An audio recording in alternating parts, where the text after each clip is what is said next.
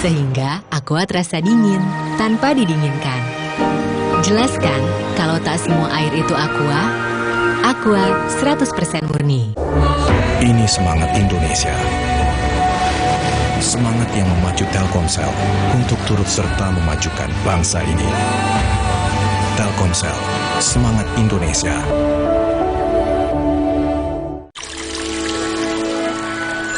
Kuah shoyu yang segar menenteramkan. Kehadiran Naruto Maki menyempurnakan kenyamanan otentiknya. Indomie Ramen Series, nikmat otentiknya, Mangsoku. Ini semangat Indonesia. Semangat yang memacu Telkomsel untuk turut serta memajukan bangsa ini. Telkomsel, semangat Indonesia.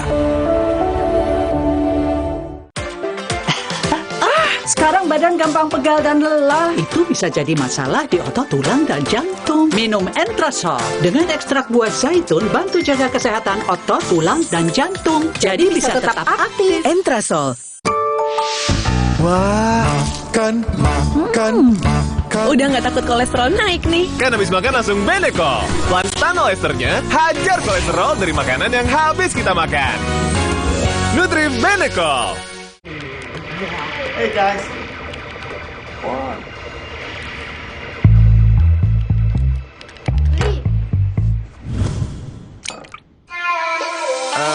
Ku bawa segelas susu, tunjukin gaya paling kerenmu.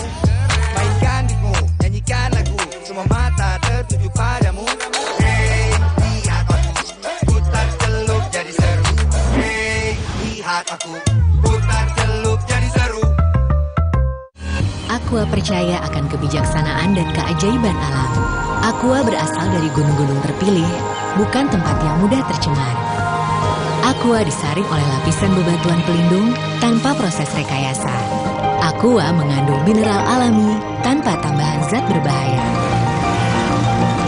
Sehingga Aqua terasa dingin tanpa didinginkan.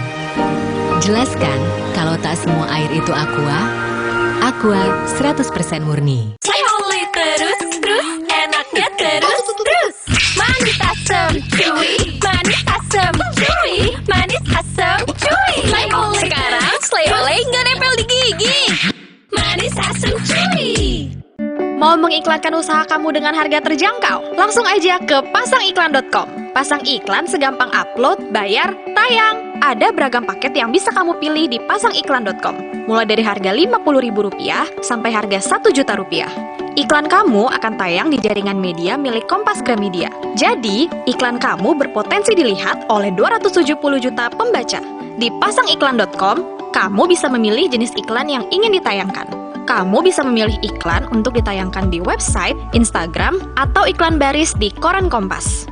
Di pasangiklan.com, kamu nggak perlu khawatir, karena setelah iklan ditayangkan, kamu akan mendapatkan informasi mengenai perkembangan iklan berupa laporan performa untuk iklan digital dan Instagram, serta notifikasi penayangan untuk iklan baris di koran Kompas. Jadi, mau pasang iklan yang dilihat banyak orang dengan harga terjangkau, segampang upload, bayar, lalu tayang, tunggu apa lagi? Langsung aja ke pasangiklan.com.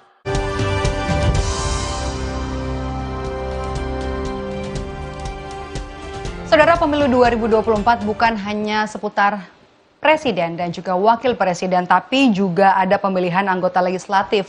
Lalu bagaimana dengan penetapan anggota Majelis Permusyawaratan atau MPR RI? Dan berikut ada ulasan dari jurnalis Kompas TV, Desi Fiftina. Pemilu 2024 bukan hanya tentang pilpres, tapi juga ada pemilihan wakil rakyat di lembaga legislatif seperti DPR, DPRD Provinsi, DPRD Kabupaten Kota, dan DPD. Nah, lalu bagaimana dengan lembaga yang kantornya ada di belakang saya? Ya, MPR. Siapa yang berhak nih memilih para anggota MPR dan apa saja wewenang dari MPR? MPR atau Majelis Permusyawaratan Rakyat adalah lembaga pelaksana kedaulatan rakyat. Anggota MPR terdiri dari anggota DPR dan DPD yang dipilih melalui pemilu. Sedangkan untuk pimpinan MPR berjumlah 10 orang, terdiri dari 1 orang ketua dan 9 wakil ketua yang dipilih dari dan oleh anggota MPR. MPR sempat menjadi lembaga tertinggi negara. Namun setelah amandemen ketiga disahkan, MPR tidak lagi menjadi lembaga tertinggi negara, melainkan lembaga negara yang sederajat dengan lembaga negara lainnya. Sebelum amandemen ketiga disahkan pada tahun 2009, ada perubahan pada pasal 1 ayat 2 Undang-Undang Dasar 1945, kedaulatan rakyat sepenuhnya milik MPR. Nah, kini setelah amandemen ketiga disahkan, kedaulatan berada di tangan rakyat dan dilaksanakan menurut Undang-Undang Dasar. Nah, lalu apa aja sih tugas dan wewenang MPR? Sebagai lembaga negara, MPR memiliki wewenang utama. Di antaranya adalah mengubah dan menetapkan undang-undang dasar. Kemudian melantik presiden dan wakil presiden berdasarkan hasil pemilihan umum. Memutuskan usul DPR berdasarkan putusan Mahkamah Konstitusi untuk memberhentikan presiden dan atau wakil presiden dalam masa jabatannya setelah diberi kesempatan untuk menyampaikan penjelasan di dalam sidang paripurna MPR. Kemudian melantik wakil presiden menjadi presiden apabila presiden mangkat, berhenti, diberhentikan, atau tidak dapat melaksanakan kewajibannya dalam masa jabatannya. Lalu memilih wakil presiden dari dua calon yang diusulkan oleh presiden apabila terjadi kekosongan jabatan wakil presiden dalam masa jabatannya. Memilih presiden dan wakil presiden apabila keduanya berhenti secara bersamaan dalam masa jabatannya sesuai dengan Undang-Undang Dasar yang berlaku. Itu dia sedikit informasi tentang Lembaga Negara Majelis Permusyawaratan Rakyat atau MPR. Jadilah masyarakat yang cerdas dengan cermat memilih siapa wakil rakyat yang layak duduk di kursi legislatif. Karena suaramu yang akan menentukan nasib bangsa ini di 5 tahun ke depan. Informasi tadi sekaligus menutup jumpa kita di program Rumah Pemilu hari ini. Jangan lupa untuk tetap saksikan program Rumah Pemilu setiap hari Senin sampai Jumat jam 3 sore. Dan jangan lupa pemilu akan kita laksanakan pada tanggal 14 Februari 2024. Jadi pastikan untuk tetap mengikuti informasi perkembangan terkini dari Pemilu 2024 hanya di Kompas TV, independen, terpercaya. Kami tutup Rumah Pemilu sampai di sini. Terima kasih sudah menonton. Selamat sore, sampai jumpa.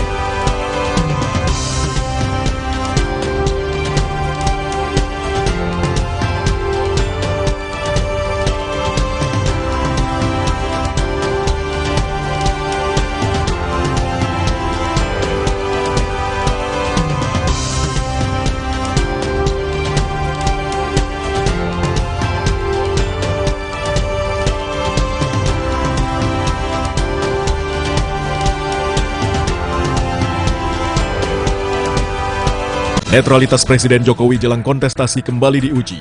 Ketua Umum PDIP Megawati Soekarno Putri mencium adanya kecurangan jelang Pilpres tahun depan. Salah satunya rekayasa dan manipulasi hukum melalui Mahkamah Konstitusi. Juga muncul kecurigaan ketidaknetralan aparatur pemerintahan. Benarkah demikian? Simak pembahasannya dalam Dua Arah. Menguji netralitas pemerintah. Jumat 17 November pukul 8:30 malam. Live di Kompas TV. Sesaat lagi, Anda akan menyaksikan Kompas Petang. Didukung oleh Luwak White Coffee. Kopi nikmat, nyaman diminum. Kopi nikmat, nyaman diminum. TNI Angkatan Udara menginvestigasi penyebab jatuhnya 2 pesawat tempur Super Tucano di Pasuruan, Jawa Timur. Pencarian kotak hitam atau black box dari kedua pesawat tempur yang jatuh di sekitar lokasi masih terus dilakukan.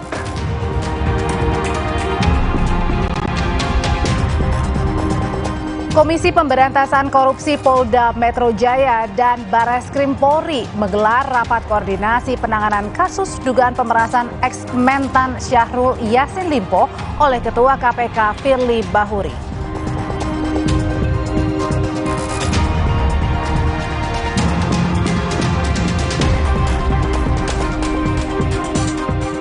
Capres nomor urut 1 Anies Baswedan menyebut ada suasana ketidakpercayaan publik jelang pemilu ditandai dengan beragam narasi kecurangan. Sementara Cawapres nomor urut 2 Gibran Rakabuming Raka meminta mereka yang menemukan kecurangan pemilu untuk melaporkan.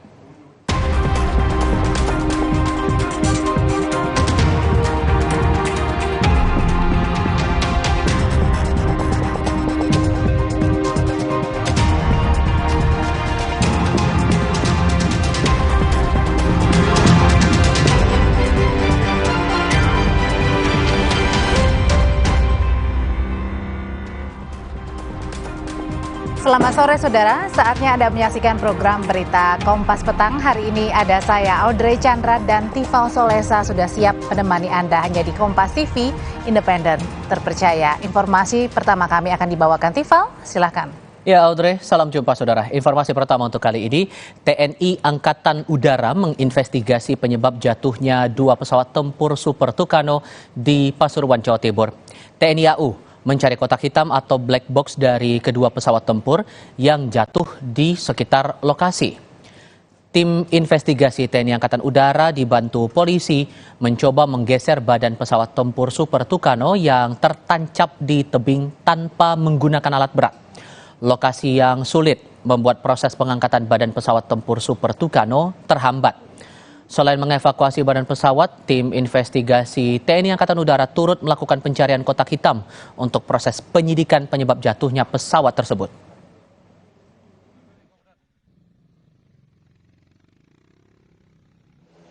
Banyak mendalami atau memberikan pelatihan mengenai informasi. Anda sedang melihat keterangan resmi yang akan disampaikan Kepala Dinas Penerangan TNI Angkatan Udara sehubungan dengan insiden pesawat Super Tucano yang jatuh di Pasuruan, Jawa Timur. Memang harus wajib diketahui. Sejak dari latih dasar, kami para penerbang Angkatan Udara memang sudah dilatih untuk formasi. Jadi tanpa itu ya mungkin ya tidak bisa melaksanakan tugas. Mohon maaf, ya tunggu sebentar.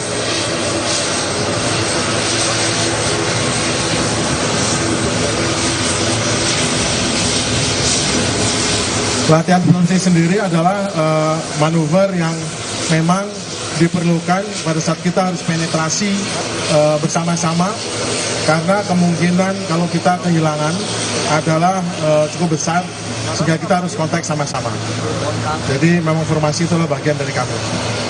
Untuk kedepannya mengenai pesawat Tucano, tentu pesawat Tucano akan sementara tidak terbakar sampai data awal apakah ada hal teknis terkait dari kecelakaan ini. Bila data teknis bisa tidak karena data teknis, maka tentu akan terbang lagi. Super Tucano adalah salah satu daripada pesawat Angkatan Udara yang tingkat kesiapannya sangat tinggi. Pesawat ini cukup baik dirawat dan cukup cadangnya cukup bagus sehingga tidak ada masalah dengan pesawat Super Tucano. Pesawat ini sangat handal, sangat mumpuni dan andalan kita dalam banyak misi. Kan ada lagi yang bertanya? Silakan Pak. Bapak izin, silakan. Saya Iwan dari CNN. Pak, kalau melihat dari kronologi yang pernah Bapak sebutkan, kalau pernah melihat kronologi yang tadi Bapak sebutkan juga dan kemarin juga disebutkan, itu ada pesawat formasi kemudian masuk ke awan dan kemudian pesawat jatuh. Apakah ada kemungkinan, ini dugaan awal aja, apakah ada kemungkinan 2 pesawat itu bertabrakan di udara baru kemudian terjatuh? Itu aja Pak. Terima kasih. Saya tidak berani menjawab mengenai soal tabrakan ya, tapi menurut pengamatan saya kalau 2 LET-nya itu menyala dalam waktu yang tidak bersamaan, artinya kemungkinan besar itu tidak tabrakan. Kalau tabrakan mesti kan ada ribut di udara kan, karena masih ada waktu untuk sampai menghantam bawah, tapi ini tidak ada. Jadi, tapi saya tidak bisa ngambil kesimpulan dengan pasti karena kita lihat aja, karena flight data recorder yang 2 kan belum didapat, maksudnya belum bisa dibuka, masih.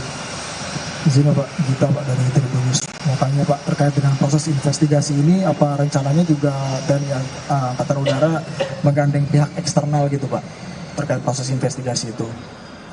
Misalnya KNKT. Untuk investigasi saat ini kami sudah bisa melaksanakan sendiri.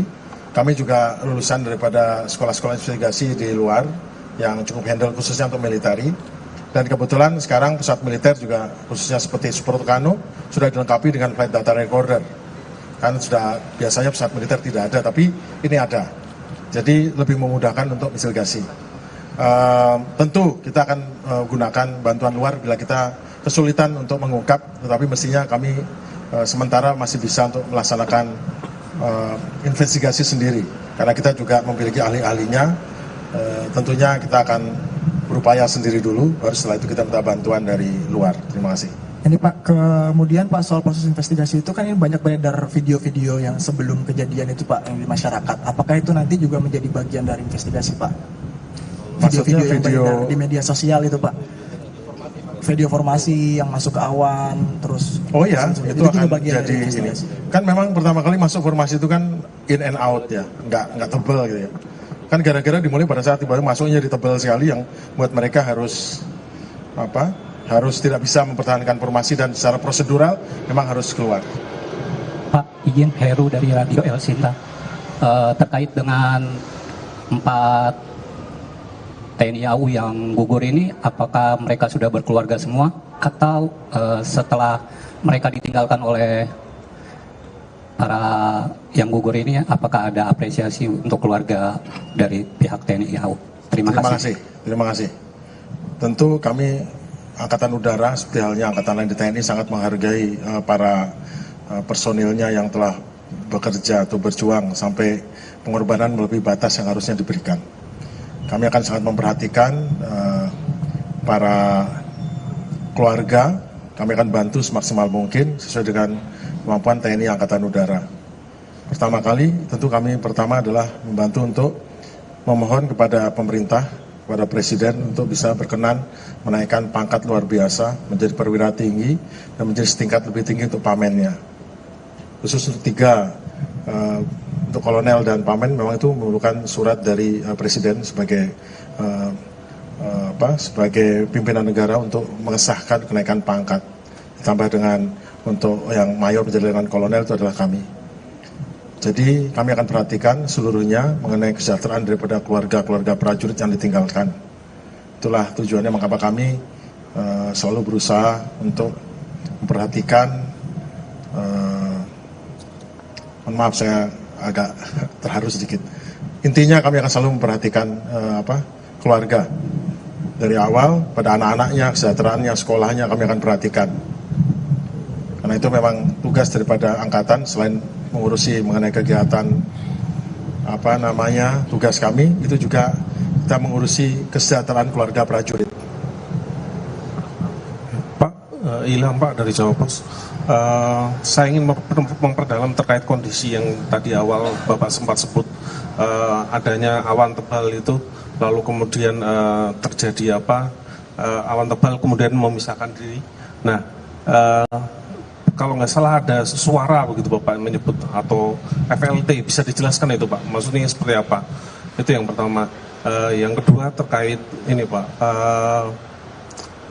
berapa waktu yang dibutuhkan untuk melakukan investigasi dan bagaimana tahapan-tahapannya sampai kemudian ada sebuah kesimpulan apa penyebab dari kecelakaan ini terjadi, itu Pak. Oke, terima kasih. Emergency locator transmitter adalah suatu alat otomatis yang akan menyala bila pesawat tiba-tiba mengalami sesuatu sehingga dia tidak berfungsi. Fungsi-fungsi di dalam pesawat itu meliputi fungsi elektronik, fungsi-fungsi mesin, segala macam. Tiba-tiba brek tidak ada fungsi, dia akan menyala seketika. Dan tujuannya memang untuk memberikan informasi kepada pencari atau kepada pihak-pihak yang bertanggung jawab untuk pencarian dan pertolongan untuk tahu lokasinya di mana. Itu emergency locator transmitter yang akan membroadcast ping ataupun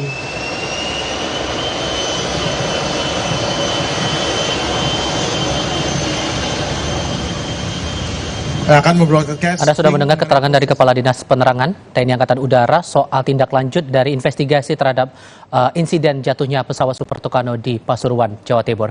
Saudara, 4 jenazah perwira TNI Angkatan Udara yang menjadi korban jatuhnya pesawat tempur Super Tucano dimakamkan hari ini. Para korban mendapat kenaikan pangkat 1 tingkat dari TNI AU karena gugur dalam kecelakaan pesawat saat bertugas. Udara, para korban ini merupakan putra terbaik TNI yang memiliki kepribadian setia kepada institusi serta tanggung jawab kepada keluarga. Atas pengabdiannya selama ini, pihak TNI Angkatan Udara akan memberikan kenaikan pangkat 1 tingkat untuk masing-masing korban. Pertama kali tanpa menunggu 24 jam kami sudah mengupayakan agar semua mendapat kenaikan pangkat luar biasa. Masing-masing menaik tingkatnya ada yang menjadi perwira tinggi, ada yang menjadi setingkat lebih tinggi, menjadi kolonel dan menjadi letnan kolonel. Itu adalah penghargaan dan tentunya tidak ada yang bisa menggantikan peran ayah di keluarganya. Kami tidak bisa menggantikan hal tersebut, namun kami percaya bahwa kami akan dari Angkatan Udara akan selalu mensupport keluarganya, akan membantu sampai besar dan kita semua pasti tidak akan melupakan jasa-jasanya dan tentu saja yang penting adalah keluarganya tetap diurus oleh Angkatan Udara. Kecelakaan 2 pesawat TNI Angkatan Udara Super Tucano terjadi pada Kamis siang di Kecamatan Puspu, Pasuruan dan mengakibatkan 4 prajurit TNI menjadi korban. Keempat korban merupakan perwira TNI Angkatan Udara yang berdinas di Landasan Udara Abdurrahman Saleh, Kabupaten Malang, Jawa Timur. Tim Liputan Kompas TV. Tindak lanjut dari peristiwa ini akan dilaporkan langsung jurnalis Kompas TV Kika Madona dari Malang, Jawa Timur. Untuk penyidikan sementara ini, Kika, sudahkah ada penjelasan soal penyebab pasti kejadian kecelakaan pesawat ini? Hal ini yang masih didalami, namun kalau berdasarkan apa yang disampaikan oleh Kadis TNI AU, yaitu Marsma Agung Sasongkojati, beberapa saat yang lalu, Tifal dan juga saudara, ada beberapa hal yang menjadi faktor dari terjadinya kecelakaan Super Tucano ini.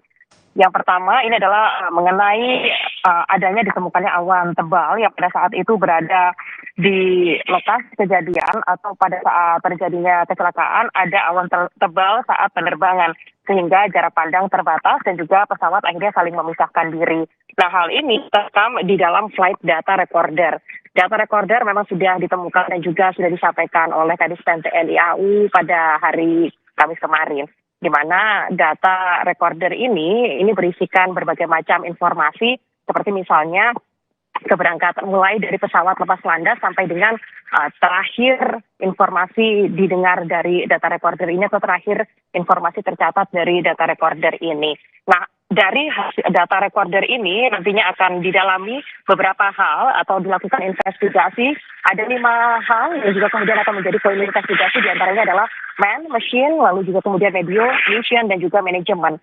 5 hal ini adalah untuk mengetahui penyebab pasti jatuhnya pesawat Super Tucano atau 2 pesawat Super Tucano di kawasan Kabupaten Pasuruan, Jawa Timur pada hari Kamis kemarin. Nah, sementara itu saudara, fokus lain yang saat ini masih didalami oleh TNI AU yaitu adalah pencarian black box.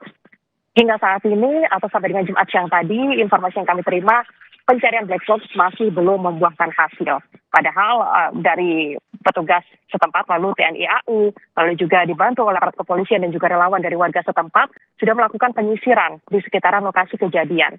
Namun karena memang ada sejumlah kendala yang terjadi di sekitar lokasi kejadian, seperti misalnya akses jalan yang hanya bisa dilalui oleh kendaraan roda 2, ini mengakibatkan proses untuk pencarian penyisiran terhadap black box hingga saat ini masih belum ditemukan. Namun upaya ini masih akan terus dilakukan karena black box ini nantinya juga akan menjadi kunci atau menjadi hal yang paling utama untuk memberikan informasi terkait bagaimana atau apa penyebab utama dari kecelakaan Super Tucano atau 2 unit Super Tucano yang ada di kawasan Pasuruan, Jawa Timur pada hari Kamis kemarin. Demikian, Tifal. Dari Malang, Jawa Timur, Kika Madona melaporkan. Terima kasih. Laporan lainnya akan hadir untuk Anda sesaat lagi. Komisi Pemberantasan Korupsi, Polda Metro Jaya, dan Barreskrim Polri menggelar rapat koordinasi penanganan kasus dugaan pemerasan ex-Mentan Syahrul Yassin Limpo oleh Ketua KPK Firly Bahuri.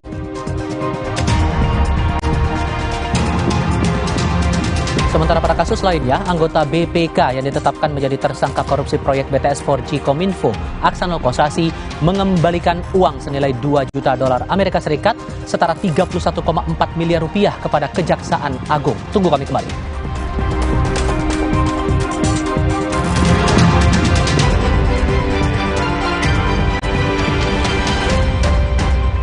White Coffee, kopi nikmat nyaman diminum. Kopi nikmat nyaman diminum.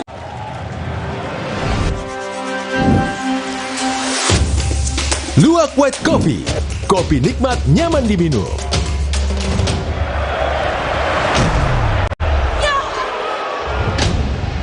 Luwak White Coffee berkomitmen mendukung sepak bola Indonesia mendunia. Indonesia, we're ready. Let's have fun. Get it. We are coming to Jakarta, baby. Keep fighting. Bersama Luwak White Coffee. Kopi nikmat, nyaman diminum. Aqua percaya akan keajaiban alam. Maka, kami tidak menggunakan galon sekali pakai. Galon kami disanitasi dengan seksama sebelum diisi ulang. Aqua 100% murni. How are you? Artinya apa kabar? Come, let's Play. Belajar bahasa baru tanda kecerdasannya makin optimal. Enfagrow Essential dengan nutrisi penting dan DHA lebih tinggi, bantu optimalkan kecerdasannya. Ayo main. Come, let's play. Cerdasnya tumbuhkan kebaikannya. Enfagrow Essential. Galon Le Mineral 100% bebas BPA. Aman untuk anak dan keluarga. Ciri galon bebas BPA, bening transparan, ditandai kode segitiga nomor 1. Galon Le Mineral, untuk sehatnya keluarga. Wow, kirain po, taunya Fresh Care Smash yang lagi viral. Fresh Care Smash 4-in-1. Tren baru, double inhalernya unik, nonjok segernya. Bisa buat ngerok, sampai pijit. Keren dan stylish. Fresh Care Smash, ekspresikan gayamu. Inovasi baru dari Hotin. Hotin Go. Oles, go. Roll on, go. Pijat, go. Nggak sentuh langsung, nggak bikin tangan panas. Hotin Go. Hotnya in, langsung go. Baru isi perut, udah kosong lagi. Dikit-dikit, lapar. Barusan jajan, tapi masih lapar. Dikit-dikit, lapar. Sari Gandum. Dengan gandum utuh dan krim coklat lezat, bikin kenyang lebih lama. Sari Gandum. Seenak itu, sekenyang itu. Siapkan diri untuk pencapaian luar biasa dan lewati batasmu. Stargazer X. Unleash the X in you. Aku pikir semua air mineral itu sama. Le mineral itu beda. Le Mineral memang berbeda. Setiap tetesnya mengandung mineral esensial seimbang yang penting untuk tubuh dan juga membuat rasa airnya lebih segar. Segernya. Le Mineral. Indomie habis yang hotnya viral. Hot kuah seblaknya literally seviral itu. Kerupuk seblaknya crunchy, mie lebarnya chewy pol. Hot gepreknya trending, keremesannya crazy.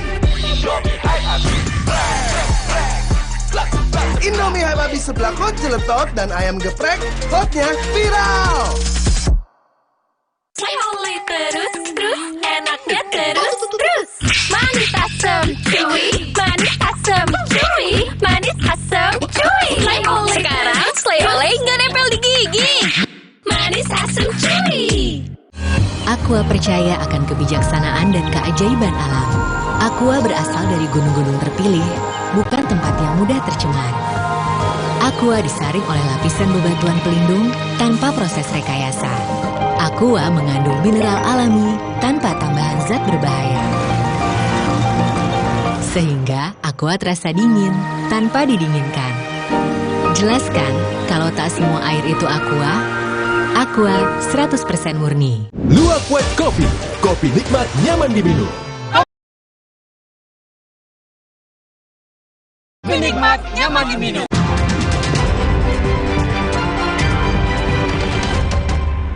Bertemu kembali saudara, pada Kamis sore, anggota Badan Pemeriksa Keuangan yang ditetapkan menjadi tersangka korupsi Aksanul Kossasi mengembalikan uang senilai $2 juta Amerika Serikat kepada Kejaksaan Agung.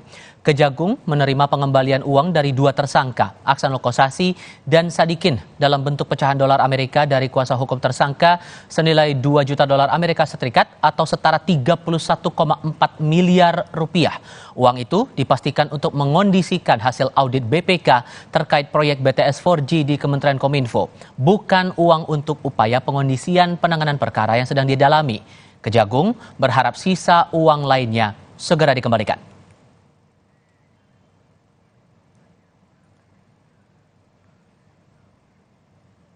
Kasus lainnya, saudara, Komisi Pemberantasan Korupsi, Polda Metro Jaya, dan Bareskrim Polri menggelar rapat koordinasi penanganan kasus dugaan pemerasan ex-Mentan Syahrul Yassin Limpo oleh Ketua KPK Firly Bahuri. Rapat digelar dengan agenda koordinasi kepada gabungan anggota Polri di Gedung Merah Putih KPK Jakarta Selatan. Sejauh ini, Direktur Reserse Kriminal Khusus Polda Metro Jaya bilang tidak ada hambatan khusus terkait dengan penyidikan dugaan pemerasan Syahrul Yassin Limpo. Oleh karena itu, koordinasi antara Polri dan KPK ditingkatkan. Hingga saat ini 91 saksi telah diperiksa. Namun penyidik belum mengungkap tersangka dalam kasus pemerasan Syahrul Yassin Limpo ini. Proses penyidikan yang saat ini sedang berlangsung masih belum ditemukan kendala maupun hambatan yang berarti terkait dengan penyidikan yang saat ini sedang berlangsung. Fungsi koordinasinya jadi belum sampai ke tahap supervisinya, tapi penguatan fungsi koordinasinya terkait dengan apa? Terkait dengan dari Kedeputian Korsup KPK RI memberikan dukungan terkait dengan menukar informasi, yang kemudian terkait juga dengan transparansi dan perbantuan lainnya terkait dengan dukungan Kedeputian Korsup KPK RI terhadap penyidikan yang saat ini sedang dilakukan oleh penyidik gabungan di Ditreskrimsus Polda Metro Jaya dan di Tipikor Barreskrim Polri. KPK mengaku mendukung penuh Polda Metro Jaya dan Barreskrim dalam pemberantasan tindak pidana korupsi, termasuk pertukaran informasi perkara dugaan pemerasan mantan Mentan Syahrul Yassin Limpo yang melibatkan Ketua KPK Firly Bahuri. Saat ditanya apakah ada kemungkinan KPK mengambil alih kasus dugaan pemerasan Syahrul, KPK menjawab akan mengoptimalkan koordinasi dengan Polri. KPK mengapresiasi penanganan perkara yang ditangani Polda Metro Jaya dan Barreskrim Mabes Polri. Melalui keterangan tertulis, Ketua KPK Firly Bahuri mengatakan, "Saya Firly Bahuri menyatakan tidak pernah ada kegiatan memeras, gratifikasi, dan suap." Lanjutnya, pada saat dilakukan penggeledahan di rumah Firly Bahuri tidak ditemukan benda sitaan terkait penanganan permasalahan hukum di Kementerian Pertanian RI pada 2020 hingga 2023. Sempat beberapa kali mangkir, Ketua KPK Firly Bahuri akhirnya memenuhi panggilan pemeriksaan penyidik Polda Metro Jaya untuk dugaan pemerasan terhadap ex-Mentan Syahrul Yassin Limpo. Walaupun kasus sudah naik ke tahap penyidikan, namun polisi belum juga menetapkan tersangka. Apa penyebabnya? Kami kupas hal ini bersama peneliti Pukat UGM Zainur Rohman. Mas Zainur, selamat sore, apa kabar? Selamat sore Bang, kabar baik. Terima kasih sudah bergabung bersama kami. Ini penyidikan statusnya sudah lama, tapi sampai sekarang belum ada tersangka. Analisis Anda? Ya, memang di tahap-tahap awal kita sangat paham ya bahwa penyidik harus memastikan pegang dua bukti permulaan yang cukup untuk menetapkan FB sebagai tersangka. Tetapi kan kemudian ketika sudah dilakukan pemeriksaan pertama, dilakukan penggeledahan, dan juga dilakukan pemeriksaan yang kedua, ternyata sampai saat ini juga belum ditetapkan sebagai tersangka, tentu ini mengundang tanda tanya publik. Ada sebagian pihak yang berpendapat bahwa jangan-jangan di sini ada saling kunci karena masing-masing pegang kartu itu ya. FB ini juga bukan orang biasa, Ketua KPK dengan pengalaman penegak hukum mungkin sekitar 35 tahun, jadi juga punya akses terhadap informasi, punya kartu semua elit-elit termasuk juga aparat penegak hukum lain. Nah tentu ketika pemeriksaan kedua sudah dilakukan, harapan publik adalah Polri segera untuk ada kejelasan status. Apakah ada tersangka atau tidak ada tersangka. Kenapa? Karena semakin lama ini dibiarkan tanpa ada kepastian status, sangat merugikan. Baik untuk perkaranya sendiri maupun pihak-pihak yang terkait dengan perkara ini. Dan drama mangkir pemeriksaan ini membuat ini semuanya jadi makin lama penetapan status tersangkanya menurut Anda? Betul, juga bisa membahayakan perkara itu sendiri. Kenapa? Karena kalau semakin lama dibiarkan, pihak-pihak yang merasa dikejar tentu bisa semakin kencang lari dengan misalnya menghilangkan barang bukti, mempengaruhi saksi-saksi, mengulangi perbuatan, bahkan bisa melarikan diri. Sehingga ya sangat penting sebuah perkara yang terang benderang seperti ini untuk segera ditentukan statusnya. Sehingga apa? Sehingga kalau misalnya nih ternyata FB yang ditetapkan sebagai tersangka tentu akan diberhentikan sementara statusnya sebagai ketua KPK, dan ketika sudah diberhentikan statusnya secara sementara sebagai ketua KPK, tentu kemudian dilepaskan kewenangan-kewenangannya sebagai ketua KPK, dan itu akan memperlancar proses penyidikan. Kalau masih berstatus sebagai ketua KPK, tentu dengan kewenangannya yang sangat besar, dengan informasinya juga yang sangat berharga, itu saya pikir juga bisa menjadi hambatan untuk proses penegakan hukum. Bisa saling kunci, bisa punya banyak kartu yang dimainkan. Dan ini bukan sesuatu yang sepele. Kenapa? Karena sudah 4 tahun menjabat sebagai ketua KPK, pasti banyak sekali informasi yang dimiliki. Dan dulunya juga seorang deputi penindakan di KPK. Jadi ini Bang, menurut saya sekarang publik menunggu ketegasan dari Polri setelah sekian lama melakukan pemeriksaan, bahkan ada hampir 100 saksi yang diperiksa, ada penggeledahan, ada penyitaan. Tentu sudah, saya pikir untuk 2 alat bukti yang cukup itu sudah sangat dimiliki oleh Polri. Tidak-tidaknya untuk pelanggaran pasal 36 Undang-Undang KPK, di mana pimpinan KPK itu dilarang bertemu, berkomunikasi, berhubungan dengan pihak yang berperkara. Itu saja sudah soal sangat itu jelas, juga ini kan juga ditangani kasusnya di Dewan Pengawas KPK. Anda melihatnya bagaimana kemudian? Ya, tentu Dewan Pengawas itu ada di ranah penegakan etik. Ya, kita berharap juga Dewan Pengawas untuk kali ini tunjukkan kinerja dan ketegasan, ya, zero tolerance terhadap bentuk-bentuk pelanggaran. Setidak-tidaknya untuk ketua KPK bertemu dengan pihak yang berperkara itu clear merupakan bentuk pelanggaran etik sekaligus pelanggaran pidana. Kemarin Firly Bahuri memilih pertama kali untuk menghadiri panggilan dari Dewan Pengawas dan kemudian nomor 2 kan panggilan dari Polri. Itu saja Dewan Pengawas dijadikan sebagai alibi untuk buying time bagi Firly tidak segera memenuhi panggilan dari Polri. Sehingga menurut Anda nantinya harusnya penindakan dari Dewas terlebih dahulu untuk kemudian tidak ada apa istilahnya hambatan tertentu untuk proses hukumnya, nonaktif di mata Dewan Pengawas, baru kemudian proses hukum dipandang akan bisa lebih lancar, begitu? Ya, kalau saya sih berharap langkah dari Polri dulu ya, yang segera gitu ya. Kenapa? Karena Dewas itu kan bisa menggunakan proses pidananya untuk menentukan statusnya gitu ya. Tapi kalau Dewasnya dulu yang berjalan, Dewas tidak punya upaya paksa, tidak bisa memaksa, membawa paksa seseorang yang tidak menghadiri panggilan atau undangan, juga tidak bisa melakukan upaya paksa untuk menyita alat bukti, juga tidak ada upaya paksa untuk memanggil saksi-saksi dan seterusnya. Sehingga seharusnya Dewas bisa menggunakan proses pidana yang dijalankan oleh Polri untuk bahan untuk menentukan keputusan nanti di dalam sidang kode etik yang dijalankan oleh Dewas itu sendiri. Jadi kembali lagi Bang, sekarang sebenarnya semua pihak, Dewas, masyarakat luas, KPK, juga mungkin Firly Bahuri sendiri, itu sangat menanti keputusan dari Polri tentang statusnya, apakah ditetapkan sebagai tersangka atau tidak, apakah ada cukup alat bukti atau tidak. Jadi ini ditunggu oleh masyarakat karena sangat penting aspek kepastian hukum. Firly Bahuri ini bukan orang biasa, ini ketua KPK. Semakin lama dibiarkan, KPK semakin rusak. KPK kemarin kita lihat ya, Firly Bahuri menutup muka dengan tas, itu saja sudah meruntuhkan kewibawaan KPK, Bang. Tapi satu hal lagi yang juga saya tangkap dari pendapat Anda. Supervisi atau koordinasi sudah dilakukan tadi antara kepolisian dengan KPK dan polisi mengaku tidak ada hambatan. Kalaupun kemudian tidak ada hambatan pengusutan kasus, kenapa kemudian lama sampai sekarang tidak ada status tersangkanya? Apa hambatan yang menurut Anda menjadi ganjalan betul di sini? Paling besar, singkat saja. Ya, sebagian pihak menganggap ini memang ada hambatan psikologis ya. FB ini kan juga senior dulu pimpinannya gitu ya. Memang dari rating sama, tetapi kan dari sisi jabatan kan dulu adalah seorang deputi dan seorang pimpinan. Nah, kita berharap itu dikesampingkan. Kesampingkan faktor pribadi. Fokus kepada aspek hukumnya, di mana ada perkara yang diduga dilakukan oleh FB ini. Apakah itu pelanggaran pasal 36-nya, apakah dugaan pemerasan, gratifikasi, atau juga penerimaan suap.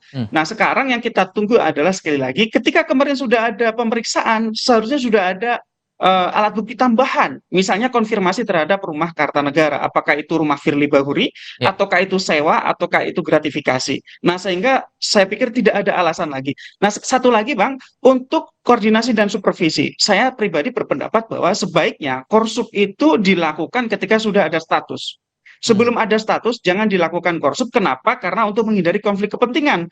Kenapa? Karena yang sedang diperiksa adalah Ketua KPK, sedangkan kalau nanti dilakukan korsup, maka KPK akan melakukan direct kepada Polri, memberikan saran-saran, memberikan pendapat, memberikan atensi, sehingga itu dapat mempengaruhi proses pemeriksaan dan juga penyidikan yang sedang dilakukan. Baiknya adalah korsup itu dilakukan ketika sudah ada status tersangka. Kalau tidak ada status tersangka, tidak ada perlu korsup, Bang. Kepastian hukum ini menjadi pertaruhan untuk citra penegak hukum di mata publik, kemudian itu jadi perhatian dari banyak orang saat ini. Terima kasih banyak Mas Zainur sudah berbagi perspektif bersama kami. Selamat sore, Mas. Selamat sore. Informasi lainnya usai jeda, calon presiden nomor urut 1 Anies Baswedan menyebut ada suasana ketidakpercayaan publik jelang pemilu ditandai dengan beragam narasi kecurangan pemilu. Sementara cawapres nomor urut 2 Gibran Rakabuming Raka menanggapi isu keterlibatan Polri, memasang baliho Prabowo Gibran dan mempersilahkan siapapun untuk membuktikan dan melaporkan jika ada kecurangan. Simak perbincangannya sesaat lagi.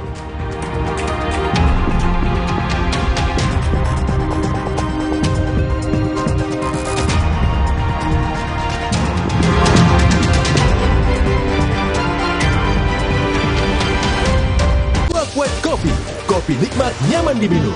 Kopi nikmat, nyaman diminum. Galon Le Mineral 100% bebas BPA. Aman untuk anak dan keluarga. Ciri galon bebas BPA, bening transparan, ditandai kode segitiga nomor 1. Galon Le Mineral, untuk sehatnya keluarga.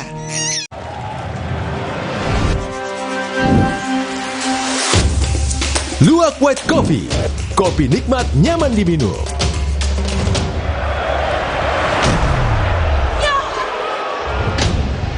Luwak White Coffee berkomitmen mendukung sepak bola Indonesia mendunia. Indonesia, we're ready. Let's have fun. Get ready. We are coming to Jakarta, baby. Keep fighting bersama Luwak White Coffee. Kopi nikmat, nyaman diminum. Aqua percaya akan kebijaksanaan dan keajaiban alam. Aqua berasal dari gunung-gunung terpilih, bukan tempat yang mudah tercemar. Aqua disaring oleh lapisan bebatuan pelindung tanpa proses rekayasa. Aqua mengandung mineral alami tanpa tambahan zat berbahaya. Sehingga Aqua terasa dingin tanpa didinginkan. Jelaskan kalau tak semua air itu Aqua. Aqua 100% murni. Baru isi perut udah kosong lagi. Dikit-dikit lapar. Barusan jajan, tapi masih lapar. Dikit-dikit lapar. Sari Gandum dengan gandum utuh dan krim coklat lezat bikin kenyang lebih lama. Sari Gandum, seenak itu, sekenyang itu.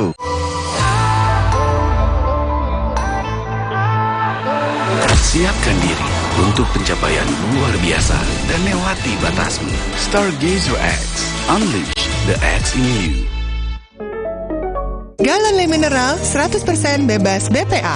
Aman untuk anak dan keluarga. Ciri galon bebas BPA, bening transparan, ditandai kode segitiga nomor 1.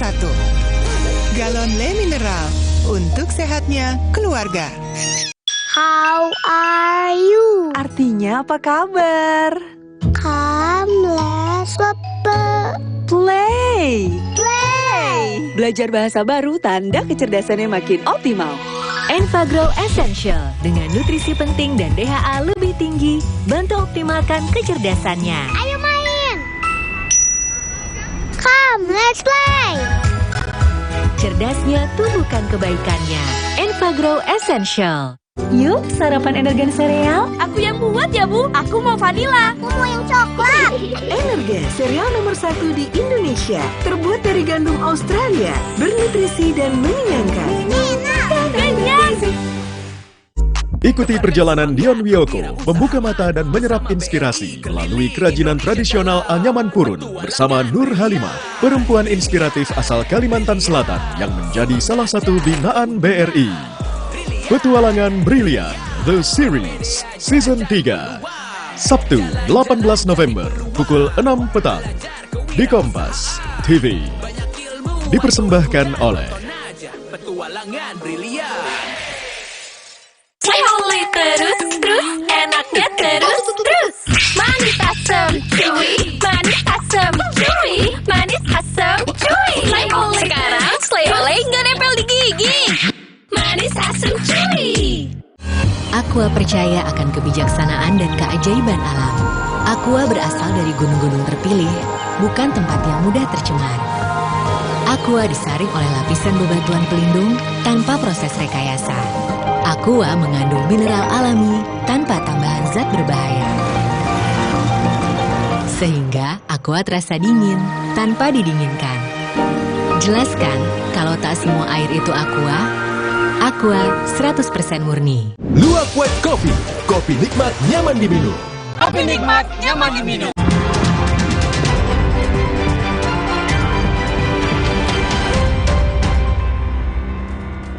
Saudara calon presiden nomor urut 1 Anies Baswedan menyebut ada suasana ketidakpercayaan publik jelang pemilu 2024 ditandai dengan beragam narasi kecurangan pemilu yang sedang ramai diperbincangkan.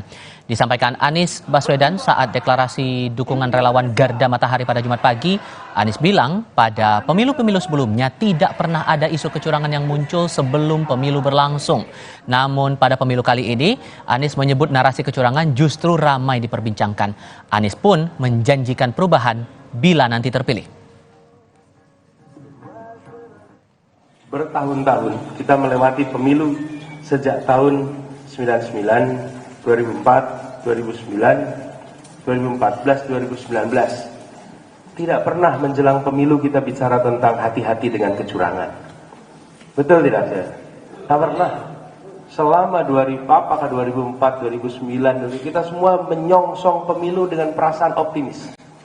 Menyongsong pemilu dengan perasaan kita akan ada nanti pemilihan yang hasilnya legitimate. Mengapa akhir-akhir ini kita bicara tentang jangan sampai ada kecurangan, jangan sampai ada ketidakadilan, jangan sampai ada manipulasi. Artinya ada suasana munculnya ketidakpercayaan hari ini. Inilah esensi perubahan. Perubahan ini akan mengembalikan kepercayaan kepada negara. Di lain pihak, Cawapres nomor urut 2 Gibran Rakabuming Raka menanggapi isu keterlibatan Polri memasang baliho Prabowo Gibran dan sejumlah isu kecurangan jelang pemilu. Gibran mempersilahkan siapapun untuk membuktikan dan melaporkan jika ada kecurangan. Sekarang kan banyak isu-isu ASN di kemarin. Monggo kalau ada bukti dilaporkan. Ya monggo dibuktikan saja. Kalau ada bukti ya silakan dilaporkan. Ya. Dibikin enak aja. Ya. Sementara itu di Pangkal Pinang, Bangka Belitung, baliho pasangan Capres-Cawapres Ganjar Pranowo dan Mahfud MD dilaporkan dirusak orang tak dikenal. Dalam kasus ini, Bawaslu telah menerima laporan dari DPC PDIP Pangkal Pinang. Menurut Bawaslu, pengurus DPC PDIP juga telah melaporkan perusakan ini ke polisi. Kami menerima laporan aduan dari pihak pelapor itu pengerusakan alat peraga sosialisasi yaitu Capres dan Cawapres dari pasangan Ganjar Pranowo dan Mahfud MD di seputaran Kota Pangkal Pinang. Artinya laporan ini sudah kami terima. Dalam acara silaturahmi ulama serta Kiai Jawa Barat, DKI dan Banten di Purwakarta, Jawa Barat, calon presiden nomor urut 3 Ganjar Pranowo menyatakan belum mengetahui soal perusakan baliho dirinya di Bangka Belitung. Ia akan melakukan pengecekan terlebih dahulu. Namun ia menyatakan bila memang ada perusakan maka pihaknya akan menyerahkan kasus tersebut kepada aparat penegak hukum. Malah belum tahu, nanti saya cek biar aparat bertindak. Saya yakin aparat mampu bertindak. Ramai-ramai soal narasi kecurangan jelang pemilu 2024 ini akan kami bahas bersama dengan Ray Rangkuti selaku Direktur Eksekutif Lingkar Madani. Bung Ray, selamat sore, apa kabar? Sore, baik, alhamdulillah. Terima kasih sudah bergabung bersama kami. Saya mau Anda membagikan perspektif soal pernyataan Anies Baswedan tadi. Munculnya beragam narasi kecurangan jelang pemilu, ada ketidakpercayaan publik yang muncul bahkan sebelum rangkaian kampanye ini dimulai. Anda menanggapinya bagaimana? Saya kira karena dua faktor ya. Faktor pertama tentu karena keterlibatan presiden di dalam pelaksanaan pemilu ini langsung atau tidak langsung ya. Secara langsung itu kan ada anaknya beliau sebagai calon wakil presiden dalam kontestasi ini gitu. Itu yang secara tidak langsung ya. Nah, dan juga soal bagaimana Gibran macam-macam lah ya, dan seterusnya itu dalam prosesnya itu yang memang ya bisa berimplikasi terhadap kepercayaan publik akan netralitas presiden. Itu yang pertama. Nah, yang kedua adalah soal putusan MK yang kemarin. Putusan MK yang kemarin itu juga memberi gambaran kepada kita bahwa bahkan pada tingkat Mahkamah Konstitusi sekalipun kemungkinan intervensi itu bisa masuk kok gitu. Jadi dua hal inilah yang menurut saya menjadi sebab. Bung Rey,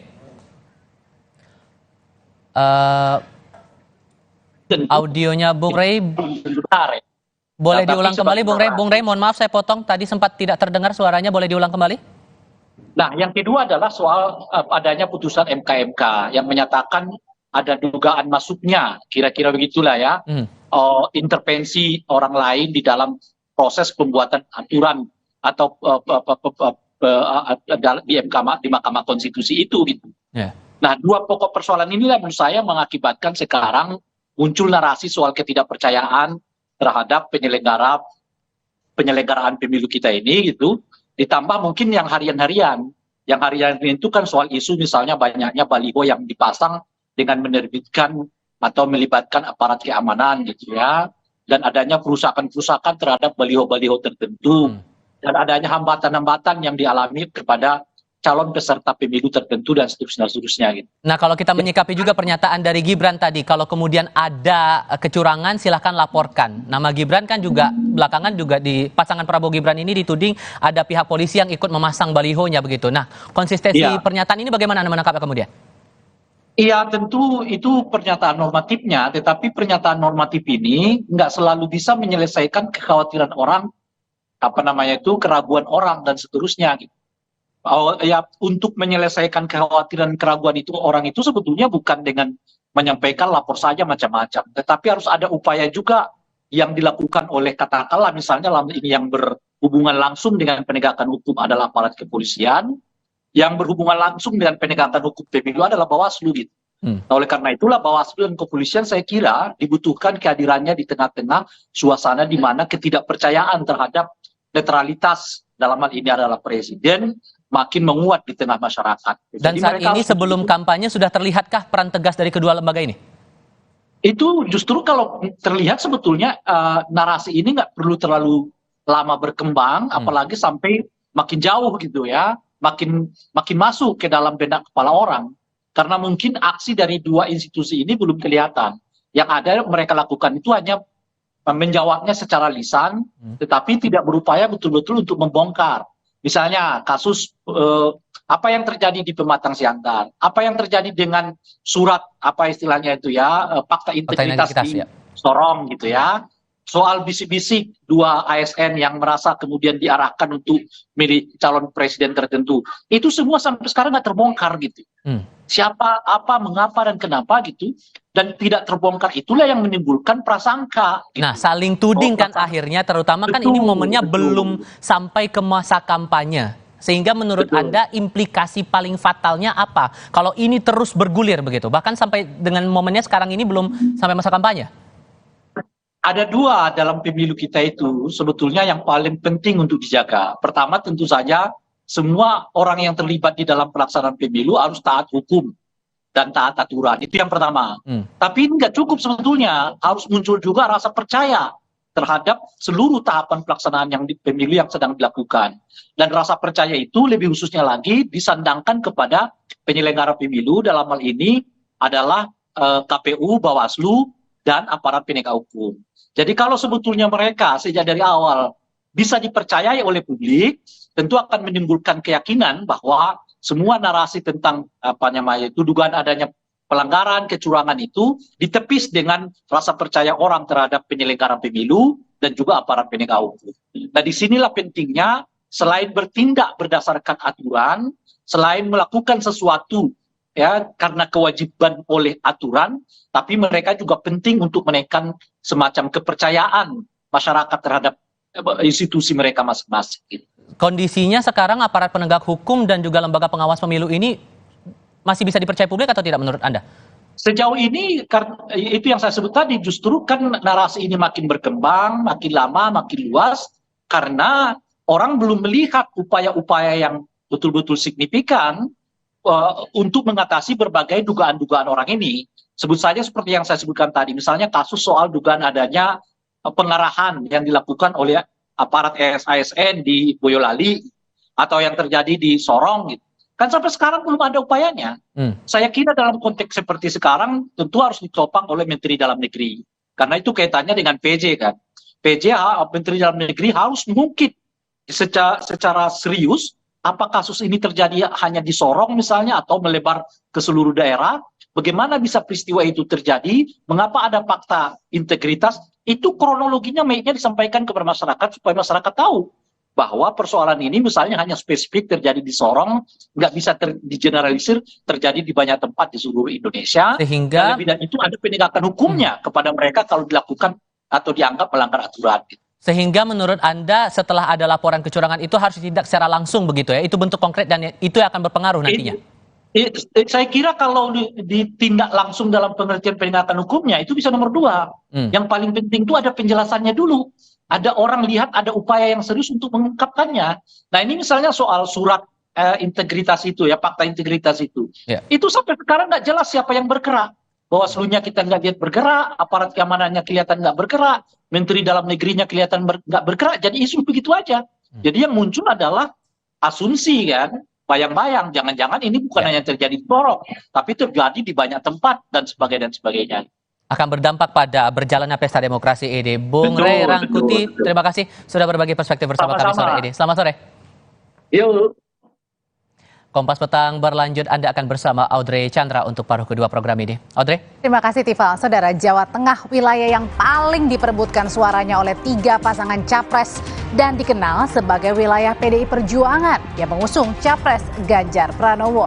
Lalu seberapa ketat persaingan suara di Jawa Tengah? Apakah cawapres Gibran Rakabuming juga bisa menarik simpati dan punya strategi khusus merebut suara Jawa Tengah? Simak perbincangannya hanya di Kompas Petang.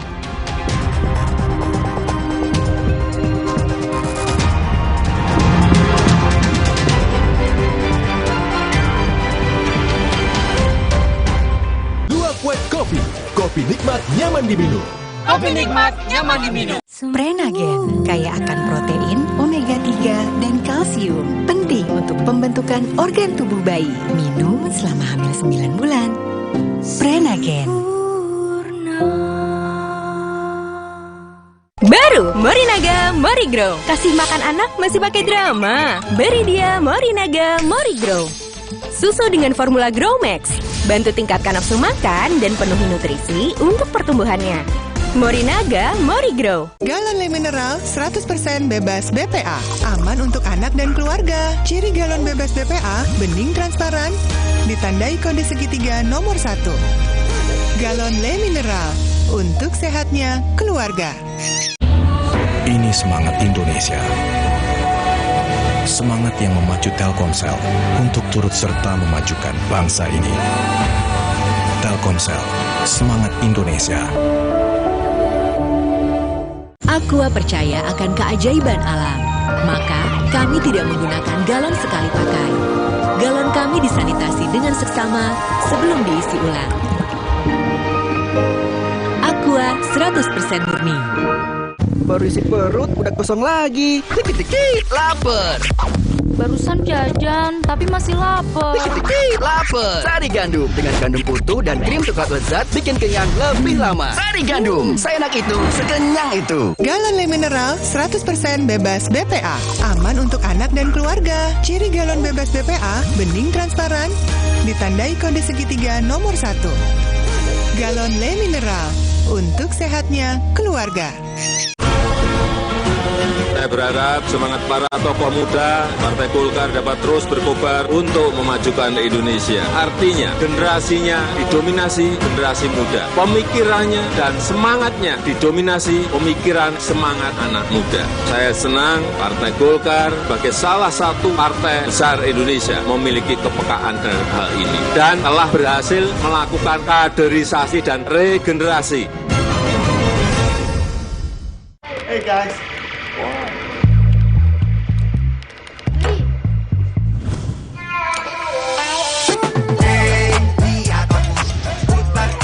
Jadi seru, hey lihat aku.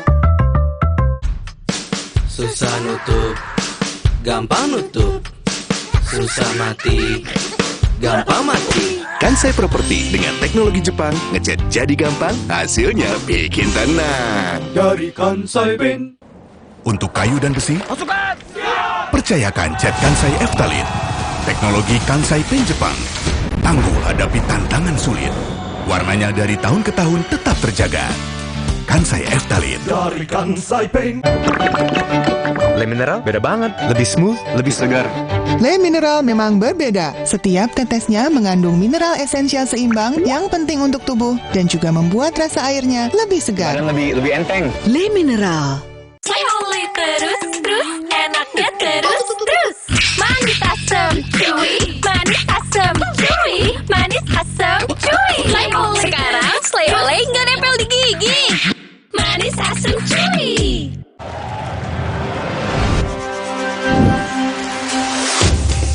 Luwak White Coffee. Kopi nikmat, nyaman diminum.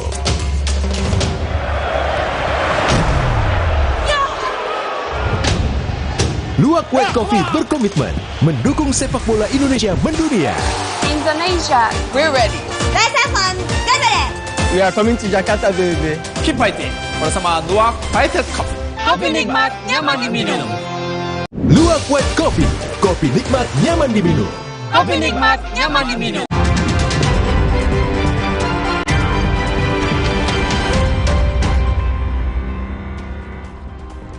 Saudara calon wakil presiden nomor urut 1 Muhaimin Iskandar optimis bisa menang di Jawa Tengah pada Pilpres nanti. Caimin, saudara, yang juga Ketua Umum Partai Kebangkitan Bangsa PKB menyebut mesin partai sudah akan bekerja maksimal untuk berebut suara di Jawa Tengah yang merupakan basis pemilih suara PDI Perjuangan mengusung Ganjar Pranowo Mahfud MD. Dapat dukungan yang menguat terus karena pada dasarnya semangat perubahan itu nyata. Mereka sudah merasa bahasa Jawanya ngina-ngini ae, tidak ada perubahan yang signifikan sehingga butuh perubahan masif dan cepat. Di sisi yang lain konsolidasi ukhuwah Islamiyah berjalan sangat cepat dan insya Allah ini menjadi energi kemenangan Amin. Berapa persen Gus? Target Gus? Target berapa persen? Target paling tidak 52% kita. Sementara di Solo, putra sulung Presiden Joko Widodo yang juga Cawapres Koalisi Indonesia Maju Gibran Raka Buming Raka bilang perlu ada strategi khusus menghadapi kampanye Pilpres di Jawa Tengah. Gibran menjelaskan saat kampanye nanti akan berbagi tugas dengan calon Presiden Prabowo Subianto. Dan khusus di Jawa Tengah, Gibran mengaku merupakan medan pertarungan yang paling berat karena berhadapan dengan Capres PDI Perjuangan Ganjar Pranowo. Karena itu Gibran bilang akan ada mitigasi khusus untuk Jawa Tengah.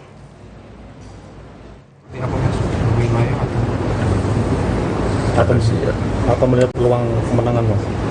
Ya sih, sudah ada titik-titiknya ditentukan. Yang jelas kami berbagi tugas dan akan sangat jarang ada di satu tempat. Ya makanya nanti ada mitigasi khusus di Jawa Tengah. Tapi yang jelas kami bekerja, kami berkampanye, kami menyambangi tempat-tempat itu bukan berdasarkan basis, tapi bagaimana kita bisa bertemu langsung dengan warga, menerima masukan-masukan. Sementara calon presiden nomor urut 3 Ganjar Pranowo optimistis bisa meraih 70% suara di daerah istimewa Yogyakarta. Ganjar yakin ia dan Mahfud adalah dua sosok yang akrab dengan warga Yogyakarta. Salah satunya menempuh pendidikan di Universitas Gadjah Mada UGM. Ganjar meminta relawan tertib dalam menyuarakan aspirasi agar proses demokrasi pemilu 2024 berjalan baik. Tentu memang suasana kebatinannya berbeda. Saya Pak Mahfud sekolah di sini, belajar budaya di sini, dan tentu saja semangat perjuangan yang luar biasa dari Jogja itu mendapatkan blok. Saya merasa recharge di sini, tambah semangat karena semangat kawan-kawan juga sangat luar biasa. Saya menyampaikan terima kasih. Tapi ya saya pesankan kepada kawan-kawan, mari kita ikuti aturan, mari kita tertib, dan kemana ada khusus kita diperbaiki. Dan kita pastikan semua berada dalam keadaan benar agar demokrasi dan demokratisasi berjalan dengan baik. Jawa Tengah akan menjadi wilayah yang paling diperebutkan suaranya oleh 3 pasangan capres. selama ini Jawa Tengah dikenal sebagai wilayah PDI Perjuangan yang mengusung Capres Ganjar Pranowo. Namun kemunculan Gibran Rakabuming Raka yang dibesarkan dari PDIP kini bersama Prabowo Subianto dinilai bisa menjadi ancaman untuk mengurangi dominasi Ganjar di Jawa Tengah. Lalu seberapa ketat persaingan suara di Jawa Tengah? Apakah Anies Muhaimin juga bisa mencuri suara di Jawa Tengah? Kita ulas bersama sore ini dengan sejumlah narasumber. Ada juru bicara TPN Ganjar Mahfud, Mas Ciko Hakim yang sudah bergabung. Selamat sore, Mas. Sore. Ada juga yang bergabung bersama kami, ada Mas Adi Praitno, Direktur Eksekutif Parameter Politik Indonesia. Sore Mas Adi, dan juga Pak Wihadi Wianto, Jubir TKN Prabowo Gibran. Sore Pak Wihadi. Sore, selamat sore semuanya. Saya mau ke Mas Adi terlebih dahulu ya. Jadi ini persaingan di Jawa Tengah antara Capres Ganjar, Cawapresnya Gibran. Ini bisa dibilang sengit nanti di 2024, Mas Adi.